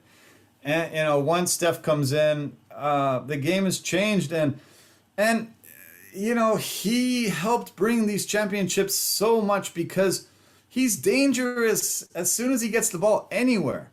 And so, you're going to have to spread the floor to unprecedented levels to, cover him and cover the rest of the team, because he walks over, gets the ball over half court, and he's dangerous. Right. And so I don't think Iverson changed the game. I don't think he revolutionized the sport. So that's why I'm leaning towards Steph. But okay. Jesus Christ, would I love both of them on my team. Definitely. I listen, I'm a Allen Iverson fan all day. I'm gonna lean AI here. But nice. In regards to Steph, what can you say about the guy? He's a he, like you say, he revolutionized the sport. He's done things that I never thought you can be able to do shooting a basketball. Yeah. So, Reggie Miller used to impress me, but Steph Curry he's a complete monster when it comes to shooting the basketball. So, shouts to Steph. He's one of the best. Let's see. I'll give you. Oh, okay. Here's a last one for you. Who would you rather take? Who would you rather have as your big man? Would you have Kareem Abdul-Jabbar? Would you have Shaquille O'Neal? Or would you have 𝐿𝐴𝐸 Olajuwon? Oh, wow. I kind of feel like Kareem would be, the top of those three, in my opinion. I agree. Yeah. Yeah. Of course, I'm going to be biased, but But yeah, the Laker bias is there. Yeah. Kareem. When I was a kid, I would watch basketball, and I remember going to my dad saying, "Isn't he cheating? Isn't Kareem cheating by that skyhook? Yeah. Because he never missed that." And I said to him, that seems like it's cheating. It doesn't seem like nobody else does that. How come he's the only one? And he never misses. I don't get it. This is so weird. And that Showtime Lakers and him, being there for many years, winning a lot of titles, just, he's just elite of the elite. Like, I think, him and Bill Russell, they should be on Mount Rushmore, and then the rest of the centers much below them. Right. Yeah, Kareem is just the man. Shaq, his physical, imposing, amazing body and the ability to move at that size. Love to have him on the team. He wasn't mature enough, in my opinion, to be as elite as he could have been. And so, he takes a little bit of a back step to Kareem. And Hakeem, an incredible career and phenomenal talent, amazing. Those two titles were huge and really showed the world how good he was. I wonder if he would have won them if Jordan had not gone to baseball. I wonder, if there would have been 8 championships in a row for the Bulls there. But Hakeem was, a phenomenal talent and should go down as one of the best ever. But I think it's Kareem, maybe Hakeem, and then Shaq, or interchangeable between the two. Shaq's imposing figure was just, wow, holy cow. Like, how do you stop this guy? But, Right. he should have been able to figure out a free throw. Like, come on. He made them when they counted, Darren. He made them when they counted, right? But I agree with you. I think the way I rank them is exactly how you rank them. I have the captain at the top. I have Kareem Abdul-Jabbar. I have Hakeem Olajuwon. People really forget how good this guy was. And it's not just his offensive game that people should wow over in regards to the head fakes and the ball, the ball fakes and all this stuff. His defensive ability, he literally shut people down. He literally did not allow people to score, whether it be in the paint, him playing defense, in a post-up situation, or just protecting the rim. There was nothing you can do with this guy because he was a guy that can be able to move his feet. He can block shots without fouling. That's one of the best things that a big man can be able to do. This is why Bill Russell was so good, because Bill Russell was able to block shots without fouling. He blocked so many shots that they didn't even keep stats before. Like, if they would have kept stats before, he would have probably had 6,000 blocks. Yeah. How good he was. So, these are things that people really like. This is why, it's hard for me to have certain conversations with certain people that say that they know sports, because most people, and it's no fault of their own, Darren, are prisoners of the moment. Sure. What they see in front of them is what's better than what's ever been. It's not the case. I remember when Kawhi Leonard won the championship for Toronto. Everybody was saying that he's the best player in the world. They're comparing him to Jordan. I'm like, what are we talking about here? What are we doing? Like, just enough. But this is how we do things. It's always the flavor of the month. So, people really need to go back into history and to watch these guys, because they had different games. Kareem had a finesse game, but he can also beat you defensively as well. Hakeem, the same way. He had a finesse game, but he was dominant on the defensive end. Shaq was all power, but don't let the power fool you, because he did have some flair to his game in regards to being finesse. He can be able to face you up and dribble by you and have a little short jump hook and do things that you never thought a guy that size can be able to do. So, this is why I always like to use those three, because they're just so different.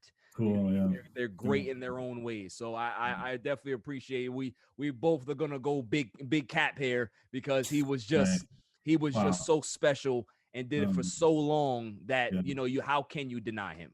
Yeah, I'm loving how often they're reaching out to on TV, and he's giving opinions, and he's talking about his difficulties with the race relations and going back, being in civil rights movement, and his knowledge and wisdom, and just so incredible of a career, but an incredible man, an incredible life well lived. And I love how often we're getting to see him these days. So maybe the younger generation is Googling Kareem Abdul-Jabbar, let me see what he did. And hopefully we're getting more people to appreciate his incredible talent, because him and Bill Russell, to me, are the two greatest centers to ever live. Yeah, I'm with you. I'm definitely with you with that, man.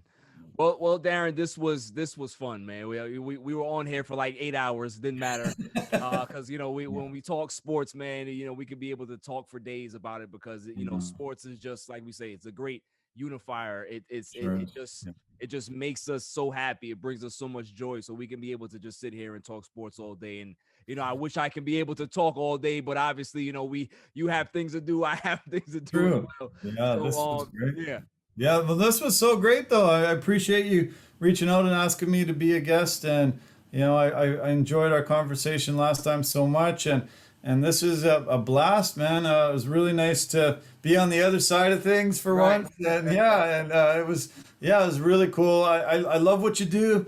I see, so many posts that you do on Instagram, and I love it. It keeps me abreast of all the new signings, and all the new deals coming all the time. And every time I've listened to your podcast, I've been thoroughly entertained. You're really good at what you do. Thank you. And I'm glad you found your niche. I'm glad you found your calling. And the sky's the limit. As we progress on to this, we're going to talk about, you remember those early days, and look where we are now, and it's just going to keep going and going and going. Absolutely, man. I appreciate everything you said. I really appreciate that. And we've grown to be friends, and we'll always keep in contact. So I really appreciate, what you're doing, keep building your platform as well. Continue to do what you're doing, because, you have knowledge, you know what you're talking about. You're personable, and that's what it's about in this business, is that, people see through the BS, right? Like, they know when you're putting on a show. Yeah. And, sometimes people like that for very small periods of time, but for the most part, they want you to be yourself, and they want to be able to enjoy that personality, that natural, organic personality with you, and go through the journey with you. So, just continue to be who you are, man. You're a great person.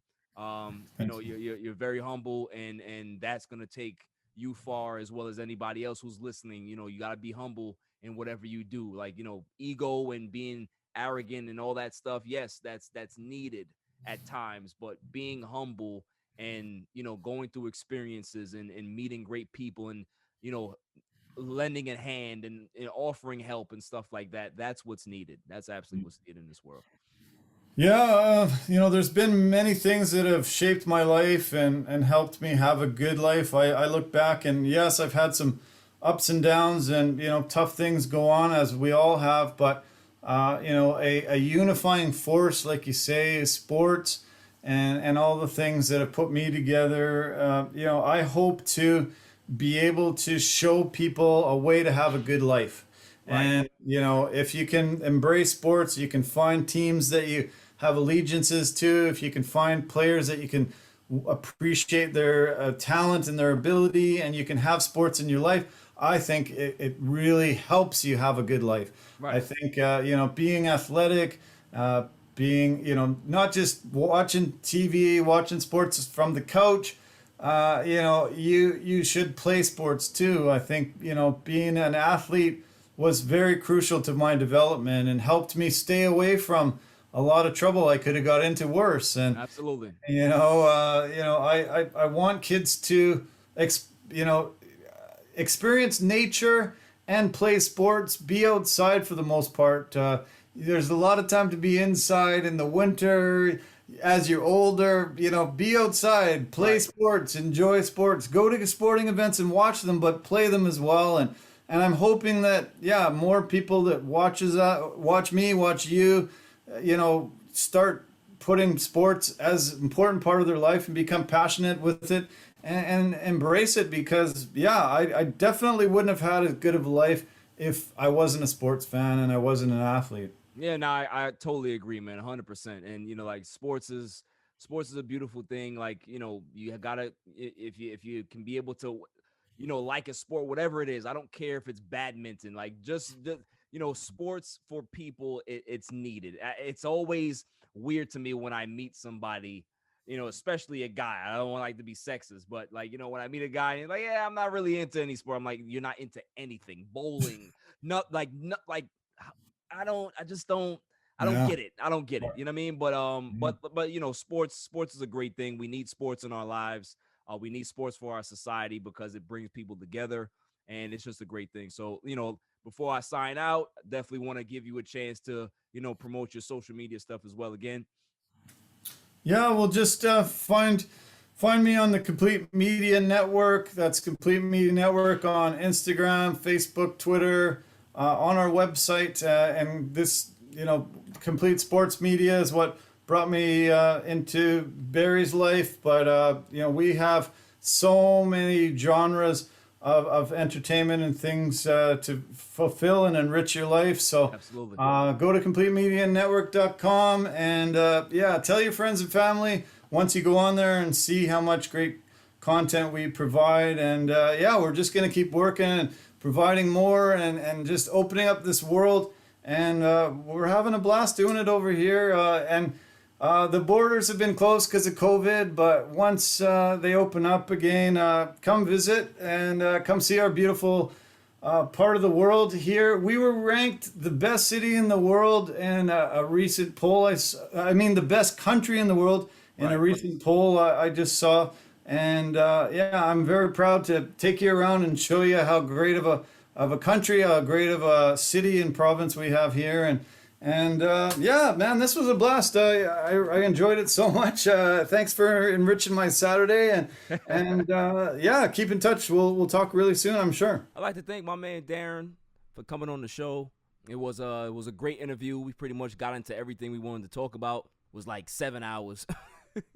Shouts to my man Darren Campbell. You know, he's doing this thing out there in British Columbia, you know, on the other side. So, you know, keep doing what you're doing, man. Keep grinding with the network. Coming up after the break, the greatest segment on the planet, Dummy of the Week. On a Saturday. It's all even. This is 𝐤𝐤, gents and gals. Just want to give a shout out to All Even Podcast, the best sports podcast out there. Keep up the amazing work. Also check us out at 𝐤𝐤gentsandgals.com. We're everyday apparel for cigar smokers. Let's get it. What's going on? What's up with you? It's your boy, the Candyman, the ALFRE to the D. It's your boy, Alfred from the Rap Lab Podcast. And it's the one and only True G. Just call me the QG from the Rap Lab Podcast. And you tuned in to All Even with Barry Grant. Boy, that shit crazy. Welcome back, y'all. So without further ado, the greatest segment on the planet, Dummy of the Week. Dummy, yeah. We pick candidates on Tuesday and Saturday, and then we pick the winner on that Saturday show. So since I wasn't around on Tuesday, there was no show. I had time to kind of sit back and look at all the potential candidates, see who was messing up from who wasn't. And there was one particular guy that's been itching to have him slip up so he can appear on the show. May I have the drum roll, please? And the winner is Dennis Schroder, former point guard for the Los Angeles Lakers, current free agent. Dennis Schroder is my winner for Dummy, yeah. Ladies and gentlemen of the jury, I've been waiting for this. I've been waiting for this all season. This is the one where this is like the holy grail of Dummy of the Weeks for me. Because I've been waiting in the wings all season long. Ladies and gentlemen of the jury, I'd like to bring you back to last offseason in the NBA. The Lakers are coming off an NBA championship, and Rob Pelinka feels that he has to shake things up. He has to get younger. He has to get more dynamic. Get guys that can be able to make plays and hit threes and have the team be a little bit more versatile in regards to being big or small. Pause. But here's where things kind of get a little messed up. Rob Pelinka makes a trade with the Oklahoma City Thunder. They acquire Dennis Schroder from the Oklahoma City Thunder. They trade Danny Green and a first-round pick. And Schroder was the backup for Chris Paul on the Thunder. Schroder comes here now, and I'm like, hey, great. This is beautiful, man. We got Dennis coming off the bench, so we're going to have Braun at the point. We're going to have Wesley Matthews at the 2, or whoever wants to play the 2. And then we have Dennis and Harold coming off the bench with the unit. Oh, that's going to be dope. That's going to be a great bench mob, right? I was excited. Then you heard talking about, oh, well, Dennis Schroder wants to start. The arrangement was that he wouldn't come to the Lakers unless he can be able to start. And I said, why? He's never started. The only time he's ever started is when he was in Atlanta and that team was trash. So nobody even cares. Nobody remembers that far how bad they were and how bad he was. Everybody wants to remember, okay, said Schroder playing well, yay. That's the Schroder I wanted, the guy off the bench. He comes here, he's dictating what's going on. Okay, strike one. Then season starts and he's playing poorly. He's having bad games. Can't shoot. He can dribble. I've never seen a point guard dribble into more double teams than Dennis Schroder. Never. Lazy dribbling, turning the ball over. Strike two. Here's the kicker. Here's the Bugs Bunny swinging 50 times at the slow pitch coming in. Dennis Schroder was offered a 4-year, $84 million deal by the Lakers. And he turned it down. He turned it down because he wanted a fair deal. Fair. I just want things to be fair. I want to come back. Yeah, I love the Lakers. I want to come back. That's all he kept saying. I want to come back. I want things to be fair. Well, guess what? Off-season comes now. The Lakers are completely out on Dennis Schroder. They go ahead and trade for Russell Westbrook. So automatically you're looking at it like, okay, well, are they bringing back Schroder? Maybe. But then we see that there's no market for Dennis.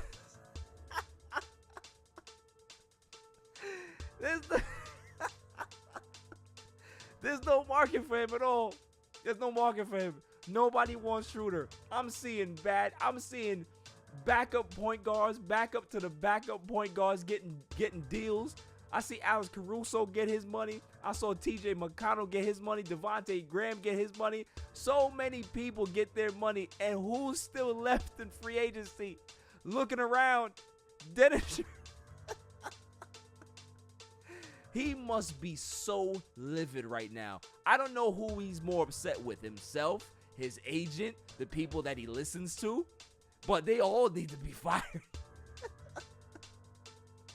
This is poetic justice for me. He turned down $84 million at a chance to get possibly 100. So let's do the math here. He was betting on himself for an extra $16 million. Okay.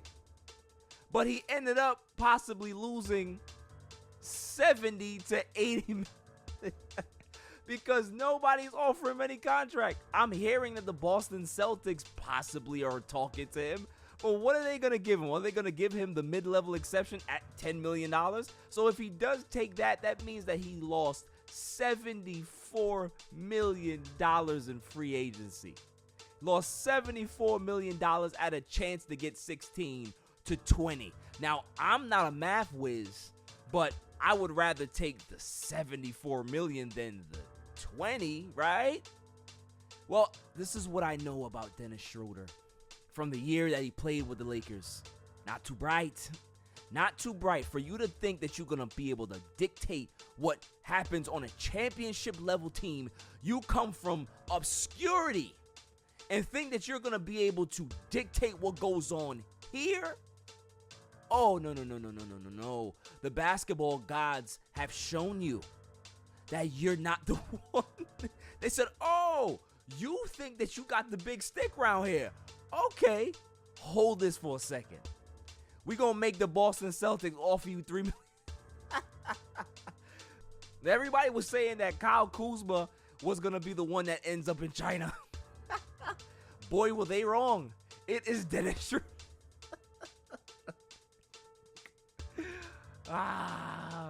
This is great. Look, man, you better sign a contract quick because, if not, Burger King is hiring. They're always hiring. And the fact that you got that little, brown patch in your hair, they're going to tell you, listen, Dennis, we have McDonald's or Burger King policy here that we like our employees to have straight colored hair. You can have the full thing colored a certain way, but we don't like the mismatch. So please, you're going to have to address that, or else this money is going to go away just like the Laker money went away. Telling you, man, in the dummy verse, there has to be a leader, right? For the Avengers, they had Tony Stark and Captain America. Dennis Schroder is the leader of the dummy verse. He is Captain Dummy. Captain Dummy, and he walks around with a bad calculator. Well, the 80 million that's worse than 20, right?